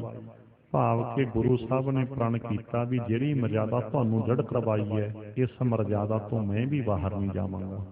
ਬੋਲੋ ਸਤਿਨਾਮ। ਦੇਖੋ ਕਿੱਡੀ ਵੱਡੀ ਗੱਲ ਹੈ। ਭਾਵ ਸਿਧਾਂਤ ਨੂੰ ਸ਼ਖਸੀਅਤ ਤੋਂ ਉੱਪਰ ਲੈ ਗਏ ਗੁਰੂ ਜੀ। ਸਮਝੋ ਇੱਥੇ ਉਨਿਆਰਾ ਖਾਲਸਾ, ਇਹਨੂੰ ਗਹਿਰਾ ਰਮ ਦੇ ਵਿੱਚ ਸਮਝਿਓ। ਇੱਥੇ ਗੁਰੂ ਜੀ ਸਿਧਾਂਤ ਨੂੰ ਸ਼ਖਸੀਅਤ ਤੋਂ ਉੱਪਰ ਲੈ ਗਏ। ਸ਼ਖਸੀਅਤ ਤੋਂ ਪੰਜਾਂ ਪੈਰਾਂ ਤੋਂ ਮਤ ਛਕਣ ਦਾ ਭਾਵ ਕਿ ਜੇ ਮੈਂ ਜੋ ਤੁਹਾਨੂੰ ਮਰਜ਼ਾਦਾ ਦ੍ਰਿੜ ਕਰਵਾਈ ਹੈ, ਜੇ ਮੈਂ ਵੀ ਮਰਜ਼ਾਦਾ ਤੋਂ ਬਾਹਰ ਜਾਵਾਂ ਤਾਂ ਤੁਸੀਂ ਮੈਨੂੰ ਟੋਕ ਸਕਦੇ ਹੋ। ਬੋਲੋ ਸਤਿਨਾਮ। ਸ਼ਖਸੀਅਤ ਤੋਂ ਉੱਪਰ ਲੈ ਕੇ ਸਿਧਾਂਤ ਤੇ ਨਾਲ ਨਾਲ ਯਾਦ ਰੱਖਿਓ, ਜੋ ਆਪਾਂ ਕਹਿ ਲਓ ਵੀ ਜਾਣੀ ਕਿ ਜੋ ਮਹਾਨ ਕਾਰਜ ਨੇ ਉਹ ਤਾਂ ਹੀ ਜਾਣੀ ਕਿ ਨੇਪਰੇ ਚੜ੍ਹਦੇ ਹੈ, ਤਾਈਓ ਹੀ ਜਾਣੀ ਕਿ ਆਪਾਂ ਕਹਿ ਲਓ ਵੀ ਸੰਸਥਾਵਾਂ ਕਾਮਯਾਬ ਹੁੰਦੀਆਂ, ਜਥੇਬੰਦੀਆਂ ਕਾਮਯਾਬ ਹੁੰਦੀਆਂ, ਜੇ ਆਗੂ ਜਥੇਬੰਦੀ ਦੇ ਸੰਵਿਧਾਨ ਮੁਤਾਬਕ ਚੱਲਦਾ ਰਹੇ। ਜੇ ਆਗੂ ਹੀ ਸੰਵਿਧਾਨ ਤੋਂ ਮਰਜ਼ਾਦਾ ਤੋਂ ਬਾਹਰ ਜਾਣ ਲੱਗ ਪਵੇ ਤਾਂ ਫਿਰ ਬਹੁਤੀ ਦੇਰ ਕੰਮ ਚੱਲਦਾ ਨਹੀਂ ਹੁੰਦਾ। ਬੋਲੋ ਸਤਿਨਾਮ। ਸ੍ਰੀ ਵਾਹਿਗੁਰੂ। ਗਹਿਰਾ ਅਰਥ ਹੈ ਗੁਰੂ ਜੀ ਨੇ ਪੰਜਾਂ ਪੈਰਾਂ ਤੋਂ ਖੰਡੇ ਦੀ ਪਹੁਲ ਕਿਉਂ ਛਕੀ? ਸਿਧਾਂਤ ਨੂੰ ਗੁਰਤਾ ਹੈ, ਮਰਜ਼ਾਦਾ। ਸਿਧਾਂਤ ਬਹੁਤ ਵੱਡੇ ਹੁੰਦੇ ਹੈ, ਸਿਧਾਂਤ ਬਹੁਤ ਵੱਡੇ ਹੁੰਦੇ ਹੈ। ਜੇ ਆਗੂ ਹੀ ਸਿਧਾਂਤ ਨਾ ਮੰਨੇ ਤੇ ਕਿੱਦਾਂ ਚੱਲੂਗਾ? ਇਹ ਸਿਖਾਉਣਾ ਸੀ ਸਾਨੂੰ, ਇਹ ਸਾਨੂੰ ਸਿਖਾਉਣਾ ਸੀ। ਇਸ ਕਰਕੇ ਇਹ ਦੋਨੇ ਅਰਥ ਕਿਰਪਾ ਕਰਕੇ ਧਿਆਨ ਵਿੱਚ ਰੱਖਿਓ। ਗੁਰੂ ਜੀ ਨੇ ਪੰਜਾਂ ਪੈਰਾਂ ਤੋਂ ਅੰਮ੍ਰਿਤ ਛਕਿਆ, ਖੰਡੇ ਦੀ ਪਹੁਲ ਛਕੀ, ਕਹਿ ਲਓ ਕੋਈ ਗੱਲ ਨਹੀਂ ਸ਼ਬਦਾਵਲੀ ਦੀ। ਦੋਨੇ ਅਰਥ ਧਿਆਨ ਚ ਰੱਖਿਓ। ਇੱਕ ਤਾਂ ਸਾਰਿਆਂ ਨੇ ਖੰਡੇ ਦੀ ਪਹੁਲ ਛਕਣੀ ਹੈ, ਕਿਸੇ ਨੂੰ ਨਾ ਪੁੱਛਣਾ ਪਵੇ ਅੱਜ ਤੋਂ ਬਾਅਦ। ਤੇ ਦੂਸਰਾ, ਸਿਧਾਂਤ ਬਹੁਤ ਮਹਾਨ ਹੁੰਦੇ ਹੈ। ਗੁਰੂ ਜੀ ਨੇ ਕਿਹਾ ਜੋ ਸਿਧਾਂਤ ਤੁਹਾਨੂੰ ਦ੍ਰਿੜ ਕਰਵਾਏ ਹੈ, ਜੋ ਰਹਿਤ ਮਰਜ਼ਾਦਾ, ਇਸ ਰਹਿਤ ਮਰਜ਼ਾਦਾ ਦਾ ਮੈਂ ਵੀ ਪਾਬੰਦ ਰਹਾਂਗਾ, ਮੈਂ ਵੀ ਇਹ ਮਰਜ਼ਾਦਾ ਤੋਂ ਬਾਹਰ ਨਹੀਂ ਜਾਊਂਗਾ। ਫਿਰ ਗੁਰੂ ਜੀ ਨੇ ਤੁਹਾਨੂੰ ਪਤਾ ਪੇਪਰ ਵੀ ਪਾਇਆ ਸੀ ਵਿੱਚੋਂ ਰਮਲੇ ਜਾਂ ਉਹ ਪੇਪਰ ਸੀ ਵੀ ਦੇਖੀਏ ਖਾਲਸਾ ਸਿਧਾਂਤਾਂ ਦਾ ਆਸ਼ਕ ਹੋ ਗਿਆ। ਆਪ ਹੀ ਪੇਪਰ ਪਾਤਾ ਕਿੱਦਾਂ? ਤੁਹਾਨੂੰ ਪਤਾ ਜਾਂਦੇ ਹੋਏ ਹਜ਼ੂਰ ਸਾਹਿਬ ਨੂੰ ਗੁਰੂ ਸਾਹਿਬ ਜੀ ਨੇ ਦਾਦੂ ਦੀ ਸਮਾਧ ਨੂੰ ਤੀਰ ਕਮਾਨ ਦੀ ਨੋਕ ਦੇ ਨਾਲ ਜਾਨੀ ਕਿ ਨਮਸਕਾਰ ਕਰ ਦਿੱਤੀ। ਏਦਾਂ ਕਰਤਾ, ਕਮਾਨ ਦੇ ਗੋਸ਼ੇ ਨਾਲ ਕਹਿ ਲੋ। ਚੱਲ ਹੁਣ ਇਹ ਪੇਪਰ ਸੀ ਇੱਕ ਪਾਸਾ ਪੇਪਰ। ਜਦੋਂ ਇਹਨਾਂ ਕਿਹਾ ਤੇ ਖਾਲਸਾ ਬੋਲ ਪਿਆ, ਨਾਲ ਦੇ ਸਿੰਘ ਬੁਲਾਉਣੇ ਸੀ ਤਾਂ ਬੋਲ ਪਿਆ, ਪਾਤਸ਼ਾਹ ਤੁਸੀਂ ਆਪ ਹੀ ਕਹਿੰਦੇ ਗੁਰ ਮੜੀ ਮੱਟ ਭੂਲ ਨਾ ਮੰਨਣਾ। ਅੱਜ ਤੁਸੀਂ ਹੀ ਕਿਸੇ ਸਮਾਧ ਨੂੰ ਸਤਿਕਾਰ ਦੇਈ ਜਾਂਦੇ ਹੋ, ਅੱਜ ਤੁਸੀਂ ਹੀ ਸਤਿਕਾਰ ਦੇਈ ਜਾਂਦੇ ਹੋ ਕਿਸੇ ਸਮਾਧ ਨੂੰ। ਇਹ ਤਾਂ ਗੁਰਮਤਿ ਸਿਧਾਂਤ ਮੁਤਾਬਕ ਜਿਹੜਾ ਸਿਧਾਂਤ ਦੀ ਉਲੰਘਣਾ ਕਰੇ ਉਹ ਤਾਂ ਤਨਖਾਹੀਆ ਹੋ ਜਾਂਦਾ, ਉਹਦਾ ਤਨਖਾਹੀਆ ਹੋ ਜਾਂਦਾ। ਜਿਸ ਵੇਲੇ ਗੁਰੂ ਸਾਹਿਬ ਜੀ ਨੇ ਫਿਰ ਉੱਥੇ ਆਏ ਨਹੀਂ ਕਿਹਾ ਤੁਸੀਂ ਕੌਣ ਹੁੰਦੇ ਮੈਨੂੰ ਟੋਕਣ ਵਾਲੇ। ਨਾ ਪੇਪਰ ਸੀ ਨਾ, ਪੇਪਰ ਪਾਇਆ ਸੀ, ਗੁਰਸਿੱਖ ਪਾਸ ਕਰ ਗਏ। ਉਸੇ ਵੇਲੇ ਗੁਰੂ ਸਾਹਿਬ ਕਹਿੰਦੇ ਹਾਂ ਠੀਕ ਹੈ ਭਾਈ ਤੁਸੀਂ ਹੁਣ ਸੇਵਾ ਲਾਓ। ਫਿਰ ਸਿੰਘ ਕਹਿੰਦੇ ਪਾਤਸ਼ਾਹ ਏਦਾਂ ਕਰੋ, ਫਿਰ ਸਾਨੂੰ ਤੁਸੀਂ ਹੁਣ ਰਾਜਮਾ ਪ੍ਰਸ਼ਾਦ ਛਕਾਓ। ਬੋਲੋ ਸਤਿਨਾਮ ਸ੍ਰੀ ਵਾਹਿਗੁਰੂ। ਭਾਵ ਪ੍ਰਸ਼ਾਦ ਛਕਾਉਣ ਤੋਂ ਬਾਅਦ ਗੁਰੂ ਜੀ ਨੇ ਸਾਰੇ ਸਿੰਘਾਂ ਨੂੰ ਪਿਆਰ ਦਿੱਤਾ, ਬੁੱਕਲ ਚ ਲੈ ਲੈ। ਕਹਿੰਦੇ ਮਹਾਰਾਜ ਤੁਸੀਂ ਅੱਜ ਬੜੇ ਖੁਸ਼ ਹੋ। ਕਹਿੰਦੇ ਬਸ ਮੈਨੂੰ ਖੁਸ਼ੀ ਹੈ ਕਿ ਤੁਸੀਂ ਅੱਜ ਪਾਇਆ ਪੇਪਰ ਪਾਸ ਕਰ ਗਏ। ਮੈਨੂੰ ਬਹੁਤ ਖੁਸ਼ੀ ਹੈ ਕਿ ਮੇਰਾ ਖਾਲਸਾ ਸਿਧਾਂਤਾਂ ਦਾ ਆਸ਼ਕ ਹੋ ਗਿਆ। ਕੱਲ ਨੂੰ ਕੋਈ ਵੀ ਸਿਧਾਂਤ ਤੋਂ ਬਾਹਰ ਜਾਊ ਤਾਂ ਮੇਰਾ ਖਾਲਸਾ ਬਾਂਹ ਫੜਨ ਦੀ ਹਿੰਮਤ ਰੱਖਦਾ, ਮੈਨੂੰ ਖੁਸ਼ੀ ਹੈ। ਬੋਲੋ ਸਤਿਨਾਮ ਸ੍ਰੀ ਵਾਹਿਗੁਰੂ। ਦੇਖੋ ਕੌਤਕ ਸਿਧਾਂਤ ਐਡੀ ਵੱਡੀ ਵੀ ਸਿਧਾਂਤ ਤੋਂ ਬਾਹਰ ਕੋਈ ਵੀ ਜਾਂਦਾ ਬਾਂਹ ਫੜ ਲੈਣੀ ਹੈ। ਤੇ ਅੱਜ ਤਾਂ ਇੱਥੇ ਨਕਲੀ ਜੇ ਬਾਬੇ ਜੋ ਮਰਜ਼ੀ ਕਰੀ ਜਾਣ, ਬਸ ਆਖਣਗੇ ਜੀ ਬਾਬਿਆਂ ਦੀ ਮੌਜ ਹੈ, ਬਾਬਿਆਂ ਦੀ ਫਲਾਣਾ। ਤੇ ਅੱਜ ਹੈਗੀ ਹਿੰਮਤ? ਸੋਚੋ ਜਰਾ। ਤਾਂ ਤੇ ਇਹ ਪੇਪਰ ਸੀ, ਇੱਕ ਪੇਪਰ ਸਾਨੂੰ ਪੇਪਰ ਪਾਇਆ ਸੀ ਤੇ ਪਾਸ ਕੀਤਾ ਗੁਰਸਿੱਖਾਂ ਨੇ। ਗੁਰੂ ਜੀ ਖੁਸ਼ ਹੋਏ। खुश होए गुरु जी। यही सी खंडे की पहुल छकण का अर्थ। बस अज पेपर पा के भी दसता कि सिद्धांत वड्डे है, मर्यादा वड्डी है, असूल वड्डे हुंदे है। जे असूल सिद्धांत नहीं फिर कुछ नहीं। इदा कहण दा भाव शख्सियत तो उपर लै गए गुरु जी सिद्धांतां नूं भी किड्डी भी वड्डी शख्सियत होवे जो सिद्धांत की उलंघना करदी है ना फिर नहीं लिहाज करना। ये साडे लिए सिੱਖਿਆ सी सिद्धांत शख्सियतां तो उपर हुंदे ने। ਅਸੀਂ सिद्धांत के पुजारी हाँ, सिद्धांत के पुजारी, ज्ञान के पुजारी। सारा ज्ञानी स्वरूप है ना गुरु ग्रंथ साहब। इस करके इदा ये विलक्षणता आप जाने कि यही है न्यारापन, ही ये न्यारा खालसा, यही है ना न्यारापन भी इत्थे सिद्धांतां नूं शख्सियत तो वड्डा मन्निया जाता है। सिद्धांत उपर, शख्सियत तो उपर सिद्धांत पूरी दुनिया के इतिहास में पहली बार होया। चलो रहो विचार तां ते इदां फिर गुरु जी ने आप खंडे की पहुल छकी, आपां समझ लिया। इत्थे कुछ क नुकते कह के समाप्ति। 5 मेन नुकते पहला जाने कि कह देवां जो उचेचे तौर पर दृढ़ करवाए गुरु जी ने। एक तां खंडे की पहुल छक के कुलनाश, इसकी व्याख्या बाद करांगे आपां। दूजा फिर कर्मनाश, तीसरा धर्मनाश, चौथा शर्मनाश, पंजवां भरमनाश। जे पंजे नहीं होए तो अजे गुरु के सिख नहीं बने। पंज समझ लो। कुलनाश पिछला जात गोत खत्म हो गया, निगाह मारो ना। कई तो अज जिन्हों ने नालों ਸਿੰਘਤਾ छड्ड दिता, खालसा छड्ड दिता, गोत चमका लिया, फलाना ढिल्लो फलानी बराड़। जात गोत खत्म की बन गया? सरनेम साडा सिंह नाल होर सरनेम लाओ तो खालसा ला सकते। खालसा ही साडा जोत है, जात है खालसा ही साडा गोत है।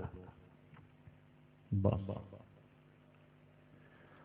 कुलनाश पहला, कुलनाश कुल जिहदे जात गोत आ जाता। नाश गोत विच आना कि वंशावली है जी, ये गोत इदा इदा, जात गोत, कास्ट सब कास्ट अंग्रेजी च कहंदे आपां।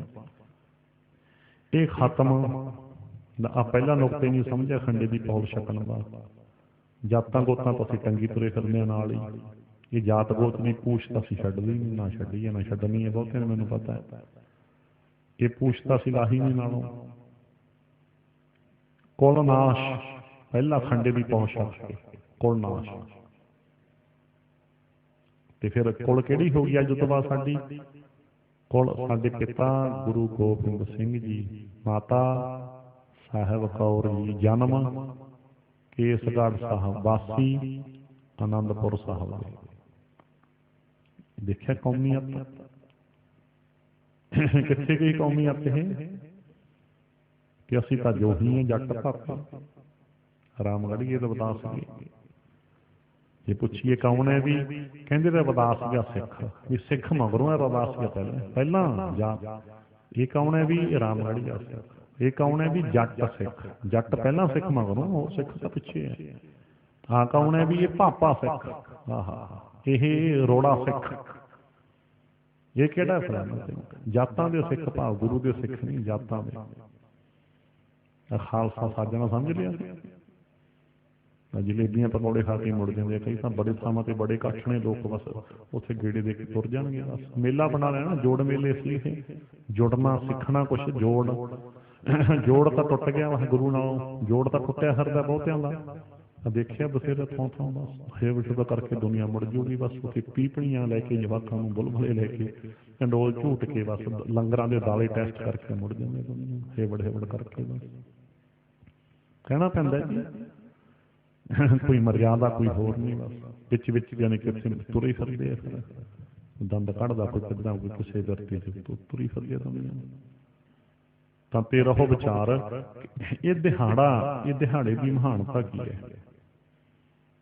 इहनूं समझिए।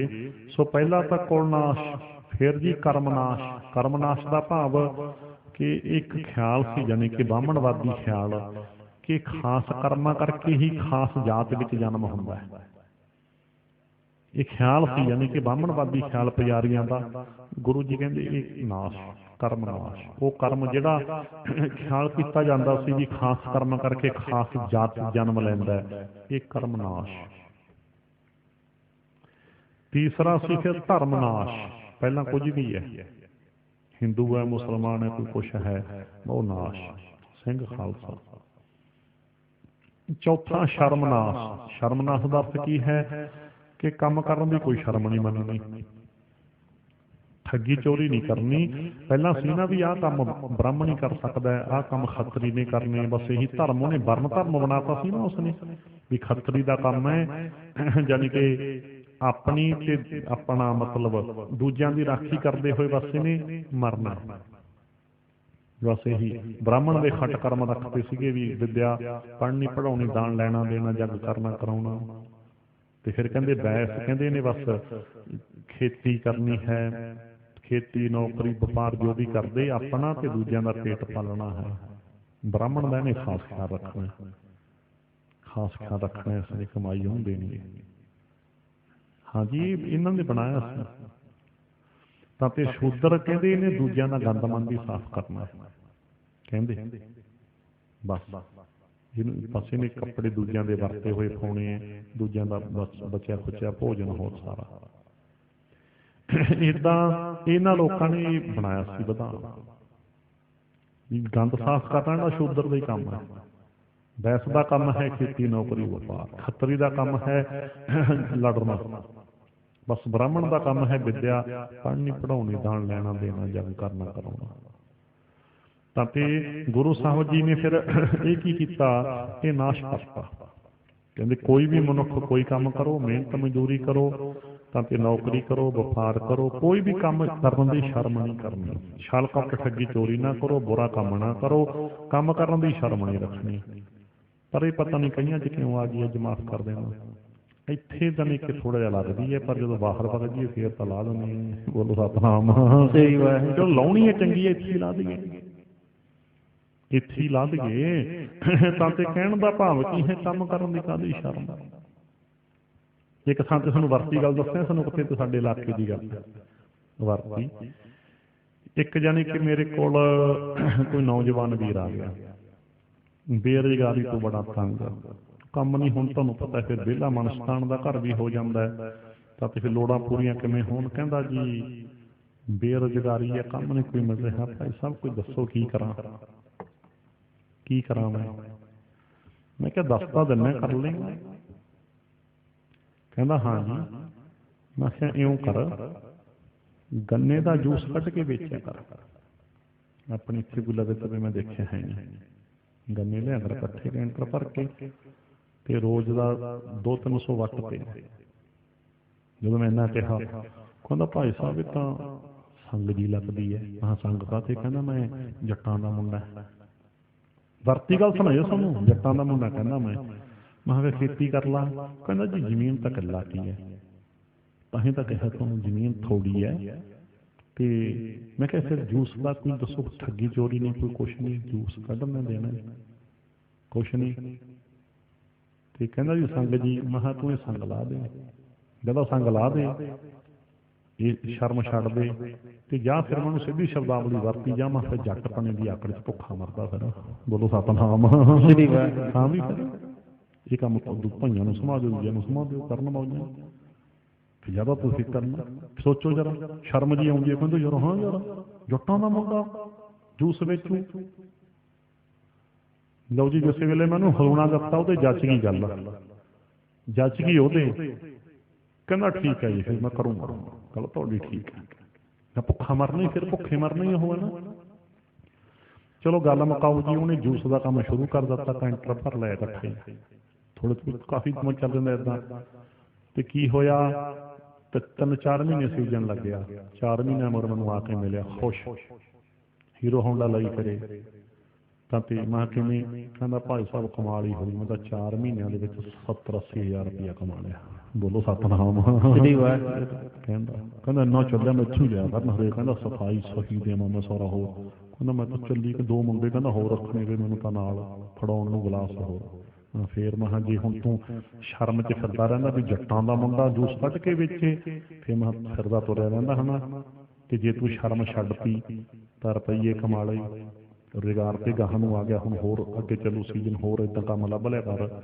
ਤੇ ਉਸ ਨੂੰ ਫਿਰ ਮੈਂ ਦੱਸਿਆ, ਮੈਂ ਸੱਜਣਾ ਸਾਨੂੰ ਦਸ਼ਮੇਸ਼ ਪਿਤਾ ਨੇ ਵਿਸਾਖੀ ਦੇ ਦਿਹਾੜੇ ਹੀ ਦੱਸਿਆ ਸੀਗਾ, ਕੰਮ ਦੀ ਸ਼ਰਮ ਨਾ ਮੰਨਿਆ ਕਰੋ। ਬੋਲੋ ਸਤਿਨਾਮ ਸ੍ਰੀ ਵਾਹਿਗੁਰੂ। ਮੈਂ ਕਿਹਾ ਉਪਦੇਸ਼ ਮੈਂ ਗੁਰੂ ਤੋਂ ਸਿੱਖ ਕੇ ਤੈਨੂੰ ਦਿੱਤਾ ਹੈ, ਭਾਜੀ ਮੇਰੀ ਦਿਮਾਗ ਦੀ ਕਾਢ ਹੋਣੀ। ਦੱਸਿਆ ਅੱਜ ਦਾ ਦਿਹਾੜਾ, ਅੱਜ ਦੇ ਦਿਹਾੜੇ ਸਾਨੂੰ ਕਿਹਾ ਸੀ ਸ਼ਰਮ ਨਾਸ, ਕੰਮ ਕਰਨ ਦੀ ਸ਼ਰਮ ਨਹੀਂ ਮੰਨਣੀ। ਤੇ ਇਹੀ ਗੱਲ ਫੜ ਲਈਏ ਅੱਜ ਆਪਾਂ। ਦੇਖੋ ਅੱਜ ਜਿੰਨੇ ਸੈਂਟਰੀ ਦੇ ਕੰਮ ਨੇ, ਫਿਟਿੰਗ ਦੇ, ਹੋਰ ਸਾਰੇ ਭਾਈਆਂ ਨੂੰ ਦੇਤੇ ਆਪਾਂ। ਕਈ ਪੱਥਰਾਂ ਦੀ ਰਗੜਾ, ਇਹ ਤਾਂ ਯਾਨੀ ਕਿ ਰਿਜ਼ਰਵ ਵੀ ਕਰਤੇ, ਕਈ ਕੰਮ ਤਾਂ ਭਾਈਆਂ ਨੂੰ ਰਿਜ਼ਰਵ ਕਰਤੇ ਵੀ ਫਰਸ਼ ਤਾਂ ਇਹੀ ਰਗੜਨਗੇ, ਸੈਂਟਰੀ ਦਾ ਕੰਮ ਤਾਂ ਇਹੀ ਕਰਨਗੇ, ਚਨਾਈ ਇਹੀ ਕਰਨਗੇ, ਬਸ ਜੂਸ ਇਹੀ ਦੇਣਗੇ, ਰੇੜੀਆਂ ਇਹੀ ਲਾਉਣਗੇ। ਕਮਾਲ ਹੋ ਗਈ, ਕਮਾਲ ਹੋ ਗਈ। ਤਾਂ ਤੇ ਜਦੋਂ ਬਾਹਰ ਜਿੱਥੇ ਤੁਹਾਨੂੰ ਪਤਾ ਹੈ ਉੱਥੇ ਤਾਂ ਫਿਰ ਕੋਈ ਪੁੱਛਦਾ ਹੀ ਨਹੀਂ, ਉੱਥੇ ਤਾਂ ਕਲਚਰ ਹੀ ਇਹੀ ਹੈ। ਪਿੱਛੇ ਜੇ ਮੈਂ ਬਾਹਰ ਗਿਆ ਉੱਥੇ ਪੁੱਛਦਾ ਨਹੀਂ ਕੋਈ ਵੀ ਤੂੰ ਕੀ ਕੰਮ ਕਰਦਾ, ਉੱਥੇ ਤਾਂ ਬਸ ਕੰਮ ਮਿਲ ਗਿਆ, ਮਿਲ ਗਿਆ, ਕੰਮ ਮਿਲ ਗਿਆ, ਕੰਮ ਮਿਲ ਗਿਆ, ਬਸ। ਇਹ ਨਹੀਂ ਤੁਸੀਂ ਪੁੱਛਣਾ ਵੀ ਕੀ ਕੰਮ ਮਿਲ ਗਿਆ, ਉਹ ਕਹਿੰਦੇ ਇਹ ਨਹੀਂ ਪੁੱਛੀਦਾ ਹੁੰਦਾ, ਕੰਮ ਹੀ ਹੁੰਦਾ ਹੈ। ਬੋਲੋ ਸਤਿਨਾਮ। ਮੈਂ ਕਹਿੰਦਾ ਵਧੀਆ ਸੋਚ, ਵਧੀਆ, ਮਾੜੀ ਨਹੀਂ ਕਹਿੰਦਾ, ਤੁਹਾਡੇ 'ਚ ਕੋਈ ਬੈਠਾ ਹੋਊ ਬਾਹਰ, ਬਸ ਕੰਮ ਮਿਲ ਗਿਆ, ਮਿਲ ਗਿਆ।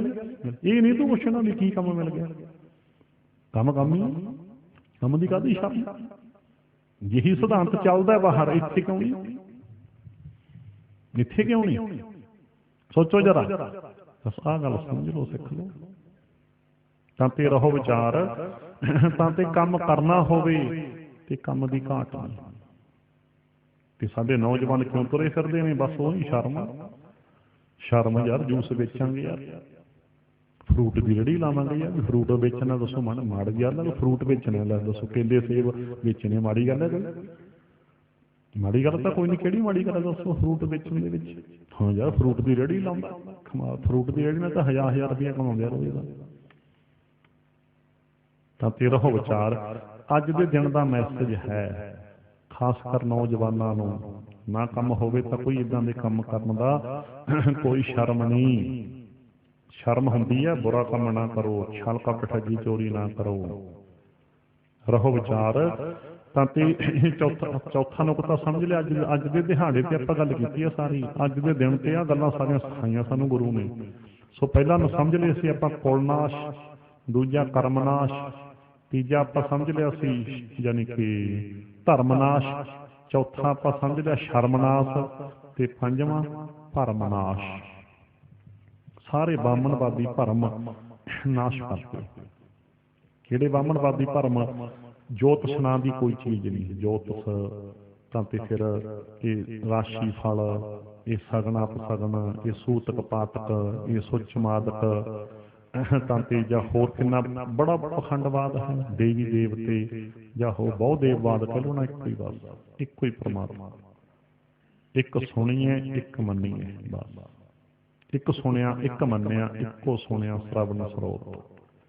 ਸਰਵਣ ਸਾਚਾ ਇੱਕ ਹੈ, ਦੂਜਾ ਨਹੀਂ ਕੋਈ। ਪਹਿਲਾਂ ਤੋਂ ਬਿਲਕੁਲ ਕਰਵਾਇਆ ਜਾ ਰਿਹਾ ਬਾਣੀ ਰਾਹੀਂ ਨਾ। ਸਾਰੇ ਭਰਮ ਹੈ ਜਿਹੜੇ ਨਾਸ਼, ਸਾਰੇ ਭਰਮ ਨਾਸ਼। ਕੋਈ ਬਾਹਮਣਵਾਦੀ ਭਰਮ ਨਹੀਂ ਮੰਨਣਾ ਵੀ ਬੁਰੀ ਨਜ਼ਰ ਹੁੰਦੀ ਹੈ ਜੀ, ਨਾ ਕੋਈ ਬੁਰੀ ਨਜ਼ਰ ਨਹੀਂ ਹੁੰਦੀ। ਗ੍ਰਹਿ ਚਾਲ ਕੋਈ ਨਹੀਂ ਹੁੰਦੀ, ਕੋਈ ਰਾਹੂ ਕੇਤੂ ਨਹੀਂ ਕਿਤੇ। ਬੁੱਧਵਾਨਾਂ ਨੇ ਦੱਸਿਆ ਪਹਿਲਾਂ, ਰਾਹੂ ਕੇਤੂ ਨਾਂ ਦੀ ਕੋਈ ਚੀਜ਼ ਨਹੀਂ, ਜੋਤਿਸ਼ ਨਾਂ ਦੀ ਕੋਈ ਚੀਜ਼ ਹੀ ਹੈ ਨਹੀਂ ਇੱਥੇ। ਪ੍ਰਮਾਣ ਲੈ ਲਓ ਬਾਣੀ ਤੋਂ। ਗਨ ਗਨ ਜੋਤਕ ਕਾਂਢੀ ਕੀਨੀ, ਪੜਿਆ ਸੁਣਾਵੈ ਤਤ ਨਾ ਚੀਨੀ। ਇੱਕ ਸੱਚ ਵਿੱਚੋਂ ਗੱਲ ਕਹਿੰਦੇ ਆ, ਇੱਥੇ ਭੁੱਲ ਗਿਆ ਪਹਿਲਾਂ ਕਹਿਣੋਂ, ਕਿਉਂ ਗੁਰੂ ਨਾਨਕ ਸਾਹਿਬ ਦਾ ਦਰਬਾਰ ਹੈ, ਇੱਥੇ ਸਭ ਸੱਚਾ ਗਿਆਨ ਲੈਣ ਆ ਜਾਂਦੇ ਹੈ। ਜਦੋਂ ਅਸੀਂ ਬਾਹਮਣਵਾਦ ਕਹਿੰਦੇ ਹਾਂ, ਇਹਦਾ ਅਰਥ ਕਿਸੇ ਬਰਾਦਰੀ ਦਾ ਵਿਰੋਧ ਨਹੀਂ, ਇਹਦਾ ਅਰਥ ਹੈ ਪਖੰਡਵਾਦ, ਪੁਜਾਰੀਵਾਦ। ਜਿਹੜੀਆਂ ਉਸ ਵੇਲੇ ਦੇ ਪੁਜਾਰੀ ਨੇ ਜਾਨੀ ਕਿ ਗੱਲਾਂ ਬਣਾਈਆਂ ਲੋਕਾਂ ਨੂੰ ਲੁੱਟਣ ਵਾਸਤੇ। ਪੁਜਾਰੀਵਾਦ ਦਾ ਵਿਰੋਧ ਹੈ, ਯਾਦ ਰੱਖਿਓ, ਨਾ ਕਿ ਕਿਸੇ ਬਰਾਦਰੀ ਦਾ ਵਿਰੋਧ। ਇਸ ਬਰਾਦਰੀ ਵਿੱਚੋਂ ਚੰਗੇ ਭਗਤ ਪੈਦਾ ਹੋਏ। 11 ਭੱਟ ਸਾਹਿਬਾਨ ਵੀ ਬ੍ਰਾਹਮਣਾਂ ਦੇ ਘਰ ਦਾ ਜਨਮ ਹੈ, ਉੱਚੀਆਂ ਸੁਰਤਾਂ ਵਾਲੇ ਜੋ ਜੁੜੇ ਗੁਰੂ ਘਰ ਨਾਲ। ਬਾਣੀ ਦਰਜ ਹੈ। ਮਤੀ ਦਾਸ ਸਤੀ ਦਾਸ ਦਾ ਵੀ ਬ੍ਰਾਹਮਣਾਂ ਦੇ ਘਰ ਦਾ ਜਨਮ ਹੈ, ਜੋ ਗੁਰੂ ਕੇ ਸਿੱਖ ਬਣੇ, 9ਵੇਂ ਪਾਤਸ਼ਾਹ ਨਾਲ ਸ਼ਹੀਦੀ ਪਾਈ। ਭਗਤ ਜੈਦੇਵ ਜੀ, ਭਗਤ ਤਰਲੋਚਨ ਜੀ, ਭਗਤ ਬੇਣੀ ਜੀ, ਭਗਤ ਪਰਮਾਨੰਦ ਜੀ, ਭਗਤ ਜੈਦੇਵ ਜੀ, ਇਹ ਸਾਰੇ ਭਗਤਾਂ ਦਾ ਬ੍ਰਾਹਮਣਾਂ ਦੇ ਘਰ ਦਾ ਜਨਮ ਹੈ। ਪਰ ਇਹ ਪ੍ਰਮਾਤਮਾ ਨਾਲ ਜੁੜੇ ਹੋਏ ਸੱਚੇ ਭਗਤ ਜਿਨ੍ਹਾਂ ਦੀ ਅਨੁਭਵ ਦੀ ਬਾਣੀ ਵਰਗ ਹੈ। ਤੇ ਵਿੱਚੋਂ ਦੱਸਣਾ ਪੈਂਦਾ ਨਾ ਕਿ ਸਰੋਤਿਆਂ ਨੂੰ ਆਪਾਂ ਕਹਿ ਲਓ ਸ਼ੰਕਾ ਨਹੀਂ ਪੈਂਦਾ, ਕਿਸੇ ਨੂੰ ਮੁਗਾਲਤਾ ਨਹੀਂ ਲੱਗਦਾ, ਕਨਫਿਊਜ਼ਨ ਨਹੀਂ ਹੁੰਦੀ। ਨਹੀਂ ਤਾਂ ਕਨਫਿਊਜ਼ਨ ਹੋ ਜਾਂਦੀ ਹੈ ਵੀ ਸ਼ਾਇਦ ਜਾਂ ਕਿਸੇ ਬਰਾਦਰੀ ਨਾਲ ਨਫ਼ਰਤ ਹੈ ਜਾਂ ਕਿਸੇ ਵਿਅਕਤੀ ਵਿਸ਼ੇਸ਼ ਨਾਲ। ਨਾ ਇਹ ਨਾ ਸੋਚ ਲੈਣਾ। ਨਹੀਂ, ਸੋ ਬਾਹਮਣਵਾਦ ਦਾ ਅਰਥ ਪਖੰਡਵਾਦ, ਪੁਜਾਰੀਵਾਦ ਸਾਡੇ 'ਚ ਵੀ ਬੜਾ ਆ ਗਿਆ, ਕੱਲ੍ਹ ਨੂੰ ਗੱਲ ਕਰਾਂਗੇ। ਇਸ ਕਰਕੇ ਇਹ ਇੱਕ ਜਾਣੀ ਕਿ ਐਸੇ ਕਰਤਾਰ ਦਾ ਨਾਮ ਹੈ ਬਾਹਮਣਵਾਦ, ਧਰਮ ਦੇ ਨਾਂ ਤੇ ਕਿਸੇ ਨੂੰ ਲੁੱਟਣ ਦੀ ਵਿਰਤੀ। ਹੁਣ ਸਮਝ ਲਓ ਧਰਮ ਜਿਵੇਂ ਸਾਡੇ 'ਚ ਵੀ ਆ ਗਈ। ਸੰਪਟ ਪਾਠ ਕੀ ਹੈ? ਇਹ ਸਾਡੇ ਕੇਸਾ ਧਾਰੀ ਤੇ ਕਸ਼ਹਿਰਾ ਧਾਰੀ ਬਾਹਮਣਾਂ ਦੀ ਲੁੱਟ। ਉਹ ਸਾਡੇ ਬਾਹਮਣ ਹੈ ਜਿਹੜੇ ਕਹਿੰਦੇ ਵਿਧੀ ਨਾ ਕਰ ਦਿਆਂਗੇ ਸਾਨੂੰ ਆਪੇ ਫਲ ਮਿਲ ਜੂ। ਬੋਲੋ ਸਤਿਨਾਮ ਸ੍ਰੀ ਵਾਹਿਗੁਰੂ। ਸੋਚੋ ਜਰਾ, ਉਹਨਾਂ ਬ੍ਰਾਹਮਣਾਂ ਨੇ ਉਸ ਵੇਲੇ ਦੇ ਹਿੰਦੂ ਸਮਾਜ ਨੂੰ ਪੁੱਠੇ ਪਾਸੇ ਪਾਇਆ, ਸਾਡੇ ਨਕਲੀ ਬਾਬਿਆਂ ਨੇ ਸਿੱਖਾਂ ਨੂੰ ਪੁੱਠੇ ਪਾਸੇ ਪਾ ਛੱਡਿਆ। ਬੋਲੋ ਸਤਿਨਾਮ ਸ੍ਰੀ ਵਾਹਿਗੁਰੂ। ਇਹ ਸਾਡੇ ਬਾਹਮਣ ਹੈ। ਗੱਲ ਵਿਸਥਾਰ ਤੇ ਕੱਲ੍ਹ ਨੂੰ ਕਰਾਂਗੇ। ਸਤ ਏਦਾਂ ਇਹ ਜਿੰਨੇ ਵੀ ਬਾਹਮਣਵਾਦ ਦੇ ਭਰਮ ਭਾਵ ਕਿ ਪੁਜਾਰੀ ਲੋਕਾਂ ਦੇ ਪਾਏ ਭਰਮ ਕਹਿ ਲਓ ਵੀ ਗ੍ਰਹਿ ਚਾਲ ਹੈ ਜੀ, ਰਾਸ਼ੀ ਹੁੰਦੀ ਹੈ ਜੀ, ਜੋਤਿਸ਼ ਹੈ ਜੀ। ਨਾ, ਬਾਣੀ 'ਚ ਲਿਖਿਆ ਹੈ ਗਣ ਗਣ ਜੋਤਕ ਕਾਂਢੀ ਕੀਨੀ, ਪੜ੍ਹਿਆ ਸੁਣਾਵੇ ਤਤ ਨਾ ਚੀਨੀ। ਕਹਿੰਦੇ ਨੇ ਗਿਣਤੀ ਮਿਣਤੀ ਲਾਲੀ ਗਣ ਗਣ, ਬੜੀਆਂ ਜੋੜ ਘਟਾਉਂਦੇ ਨਹੀਂ ਲਾਉਂਦੇ। ਦੇਖੋ ਇੱਥੋਂ ਇੱਧਰ ਹੋ ਗਿਆ, ਇੱਧਰ ਹੋ ਗਿਆ, ਰਾਸ਼ੀ ਇੱਧਰ ਆ ਗਈ, ਇੱਧਰ ਸ਼ਨੀ ਇੱਧਰ ਵੜ ਗਿਆ, ਰਾਹੂ ਇੱਧਰ ਆ ਗਿਆ, ਕੇਤੂ ਇੱਧਰ ਵਗ ਗਿਆ, ਪਤਾ ਨਹੀਂ ਕੀ ਗਲੀ ਗਿੜ ਪਾਈ ਰੱਖਦੇ। ਗਣ ਗਣ ਜੋਤਕ ਕਾਂਢੀ ਕੀਨੀ, ਕਹਿੰਦੇ ਗਿਣਤੀ ਮਿਣਤੀ ਲਾਲੀ। ਗੁਰੂ ਜੀ ਕਹਿੰਦੇ ਗਣ ਗਣ ਜੋਤਕ ਜੋਤਿਸ ਲਾਲੀ, ਕਾਂਢੀ ਕੀਨੀ ਪੱਤਰੀ ਕੱਢ ਲਈ। ਕਾਂਢੀ ਕਹਿੰਦੇ ਪੱਤਰੀ ਨੂੰ, ਪੜ੍ਹਿਆ ਸੁਣਾਵੇ ਪੜ੍ਹ ਕੇ ਸੁਣਾਤਾ ਤਤ ਨਾ ਚੀਨੀ। ਕਹਿੰਦੇ ਨੇ ਅਸਲੀਅਤ ਨਹੀਂ ਜਾਣੀ। ਭਾਵ ਗੁਰੂ ਜੀ ਕਹਿੰਦੇ ਇਹਦੀਆਂ ਗਿਣਤੀਆਂ ਵਿੱਚ, ਇਹਦੀ ਜੋਤਿਸ ਵਿੱਚ ਤੇ ਇਹਦੀ ਪੱਤਰੀ ਵਿੱਚ ਕੋਈ ਸੱਚ ਨਹੀਂ। ਬੋਲੋ ਸਤਿਨਾਮ ਸ੍ਰੀ ਵਾਹਿਗੁਰੂ। ਗੁਰੂ ਦੀ ਗੱਲ ਮੰਨਿਆ ਕਰੋ। ਹੁਣ ਇਹ ਵਚਨ ਸੁਣ ਕੇ ਅੱਜ ਤੋਂ ਬਾਅਦ ਤੁਸੀਂ ਇਹ ਨਹੀਂ ਕਹਿਣਾ ਵੀ ਜੋਤਿਸ਼ ਹੁੰਦੀ ਹੈ। ਜੇ ਕਹਿਤਾ ਮਾਈਆਂ ਭੈਣਾਂ ਧੀਆਂ ਸਮਾਰ ਕੇ ਪਕਾ ਲਓ। ਜੇ ਕਹਿਤਾ ਵੀ ਜੋਤਿਸ਼ ਹੁੰਦੀ ਹੈ, ਇਹਦਾ ਭਾਵ ਫਿਰ ਅਸੀਂ ਗੁਰੂ ਤੋਂ ਸਿਆਣੇ ਬਣਦੇ ਹਾਂ। ਇਹਦਾ ਭਾਵ ਅਸੀਂ ਗੁਰੂ ਜੀ ਦੀ ਮੱਤ ਨਾਲੋਂ ਆਪਣੀ ਮੱਤ ਨੂੰ ਉੱਤਮ ਜਾਣਦੇ ਹਾਂ। ਫਿਰ ਤਾਂ ਮੱਥਾ ਟੇਕਣ ਦੀ ਕੀ ਲੋੜ ਹੈ ਜੇ ਅਸੀਂ ਗੁਰੂ ਤੋਂ ਸਿਆਣੇ ਬਣਦੇ ਹਾਂ। ਅੱਜ ਤੋਂ ਬਾਅਦ ਕੋਈ ਜਵਾਨ ਨਹੀਂ ਕਹਿਣੀ ਚਾਹੀਦੀ ਵੀ ਜੋਤਿਸ਼ ਹੁੰਦੀ ਹੈ। ਕਿਉਂ? ਕਿਉਂਕਿ ਗੁਰੂ ਜੀ ਕਹਿੰਦੇ ਜੋਤਿਸ਼ ਹੁੰਦੀ ਨਹੀਂ, ਇਹ ਲੁੱਟ ਜਾਲ ਹੈ। ਕੋਈ ਵਾਸਤੂ ਸ਼ਾਸਤਰ ਨਹੀਂ ਹੁੰਦਾ, ਕੋਈ ਰਾਹੂ ਕੇਤੂ ਨਹੀਂ ਹੁੰਦਾ, ਕੋਈ ਬੁਰੀ ਨਜ਼ਰ ਨਹੀਂ ਲੱਗਦੀ। ਇਹ ਬਾਹਮਣਵਾਦ ਦੇ ਸਾਰੇ ਭਰਮ ਨਾਸ਼ ਕਰ ਦਿਓ। ਹੁਣ ਤਾਂ ਮਾਫ ਕਰ ਦੇਣਾ, ਕੜੇ ਦੇ ਨਾਲ ਨਾ ਬਾਹਮਣਵਾਦੀ ਮੌਲੀ ਆ ਗਿਆ। ਕੜਾ ਵੀ ਪਾਇਆ, ਕੱਚੇ ਜੇ ਧਾਗੇ, ਲਾਲ ਜੇ ਧਾਗੇ ਵੀ ਬੰਨੀ ਫਿਰਦੇ ਆ। ਕਿਸੇ ਦੇ ਬੰਨਿਆ ਤੋੜ ਕੇ ਸਿੱਟ ਦਿਓ। ਕਸੂਰ ਤੁਹਾਡਾ ਵੀ ਨਹੀਂ। ਹੁਣ ਤਾਂ ਸਾਡੇ ਕੇਸਾ ਧਾਰੀ ਬਾਹਮਣ ਖੰਡ ਪਾਠ ਪ੍ਰਕਾਸ਼ ਹੁੰਦੇ ਬੰਨ ਦਿੰਦੇ ਆ। ਕਹਿੰਦੇ ਖੰਡ ਪਾਠ ਦਾ ਧਾਗਾ ਹੈ। ਬੋਲੋ ਸਤਿਨਾਮ ਸ੍ਰੀ ਵਾਹਿਗੁਰੂ। ਖੰਡ ਪਾਠ ਦਾ ਧਾਗਾ ਦੱਸਦੇ ਆ। ਦੇਖੋ ਤੁਹਾਡਾ ਕੱਲਿਆਂ ਦਾ ਕੀ ਕਸੂਰ ਹੈ? ਅਖੰਡ ਪਾਠ ਦਾ ਧਾਗਾ ਦੱਸਦਾ। ਉਹਨੂੰ ਰੱਖ ਦੱਸਦੇ ਆ। ਰੱਖ ਕੱਚਾ ਧਾਗਾ ਰੱਖਿਆ ਕਰੂਗਾ। ਰੱਖ ਕੌਣ ਹੈ? ਰਾਖਾ ਏਕ ਹਮਾਰਾ ਸਵਾਮੀ ਸਗਲ ਘਟਾਂ ਕਾ ਅੰਤਰਜਾਮੀ। ਬੇਨਤੀ ਹੈ ਕਿਸੇ ਤੇ ਵੀ ਧਾਗਾ ਪਾਇਆ ਤੋੜ ਕੇ ਸਿੱਟ ਦਿਓ। ਕੱਚੇ ਧਾਗੇ ਸਾਡੀ ਰਾਖੀ ਕਰਨਗੇ, ਚਵਾਨੀ ਦਾ ਤਾਂਬਾ ਸਾਡੀ ਰਾਖੀ ਕਰੂ। ਇਹ ਮਨ ਦੀ ਕਮਜ਼ੋਰੀ ਹੈ। ਹੁਣੇ ਦੀਵਾਨ ਲੱਗਿਆ ਸੀ ਨਾ, ਕਪੂਰੇ ਵਿਸਥਾਰ ਚ ਦੱਸਿਆ ਸੀ। ਹੁਣੇ ਤੁਹਾਡੇ ਕੋਲ ਹੀ ਲੱਗੇ ਸੀ ਦੀਵਾਨ ਬੁਲਾਰੇ, ਪੂਰਾ ਦੀਵਾਨ ਇੱਕ ਲੱਗਿਆ ਸੀ ਉਸ ਵੇਲੇ। ਇਸ ਕਰਕੇ ਮਨ ਦੀ ਕਮਜ਼ੋਰੀ ਦੂਰ ਕਰੋ। ਇਹ ਮਨ ਦੀਆਂ ਕਮਜ਼ੋਰੀਆਂ ਨੇ ਨਾ, ਨਜ਼ਰ ਲੱਗ ਗਈ ਜੀ, ਝਾਕਣਾ ਹੋ ਗਈ ਲੱਗਦੀ ਹੈ ਜੀ। ਮਨ ਦੇ ਕਮਜ਼ੋਰ ਲੋਕ ਹੀ ਵਾਸਤੂ ਸ਼ਾਸਤਰ ਨੂੰ ਘਰੇ ਲਿਆਉਂਦੇ ਆ ਨਾ, ਚੇਲਿਆਂ ਕੋਲੇ ਜਾਂਦੇ ਆ ਜਾਂ ਹੱਥ ਦਿਖਾਉਂਦੇ ਆ ਜਾਂ ਡੋਲਿਆ ਮਨ ਦੇ ਤੌਰ ਤੇ। ਜਿਹੜਾ ਮਨ ਡੋਲ ਗਿਆ ਉਹੀ ਫਿਰ ਸੋਚਦਾ ਨਾ ਵੀ ਕੱਚਾ ਧਾਗਾ ਬੰਨ ਲਈਏ, ਕੋਈ ਤਵੀਤ ਕੀ ਹੈ, ਕੋਈ ਰਾਖੀ ਕਰਦੇ। ਇਹ ਮਨ ਦੀ ਕਮਜ਼ੋਰੀ ਹੈ। ਮਨ ਦੀ ਕਮਜ਼ੋਰੀ ਮੈਂ ਵੱਡੇ ਵੱਡੇ ਪਹਿਲਵਾਨਾਂ 'ਚ ਵੀ ਵੇਖੀ ਹੈ। ਇਹਨਾਂ ਦੀਦਿਆਂ ਨਾਲ ਮੈਂ ਚਲੋ ਹੁਣ ਨਾ ਲਾਵਾਂ, ਇੱਕ ਦੋ ਪਹਿਲਵਾਨ ਦੇਖੇ ਆ, ਵੱਡੇ ਪਹਿਲਵਾਨ ਕਹਾਉਂਦੇ।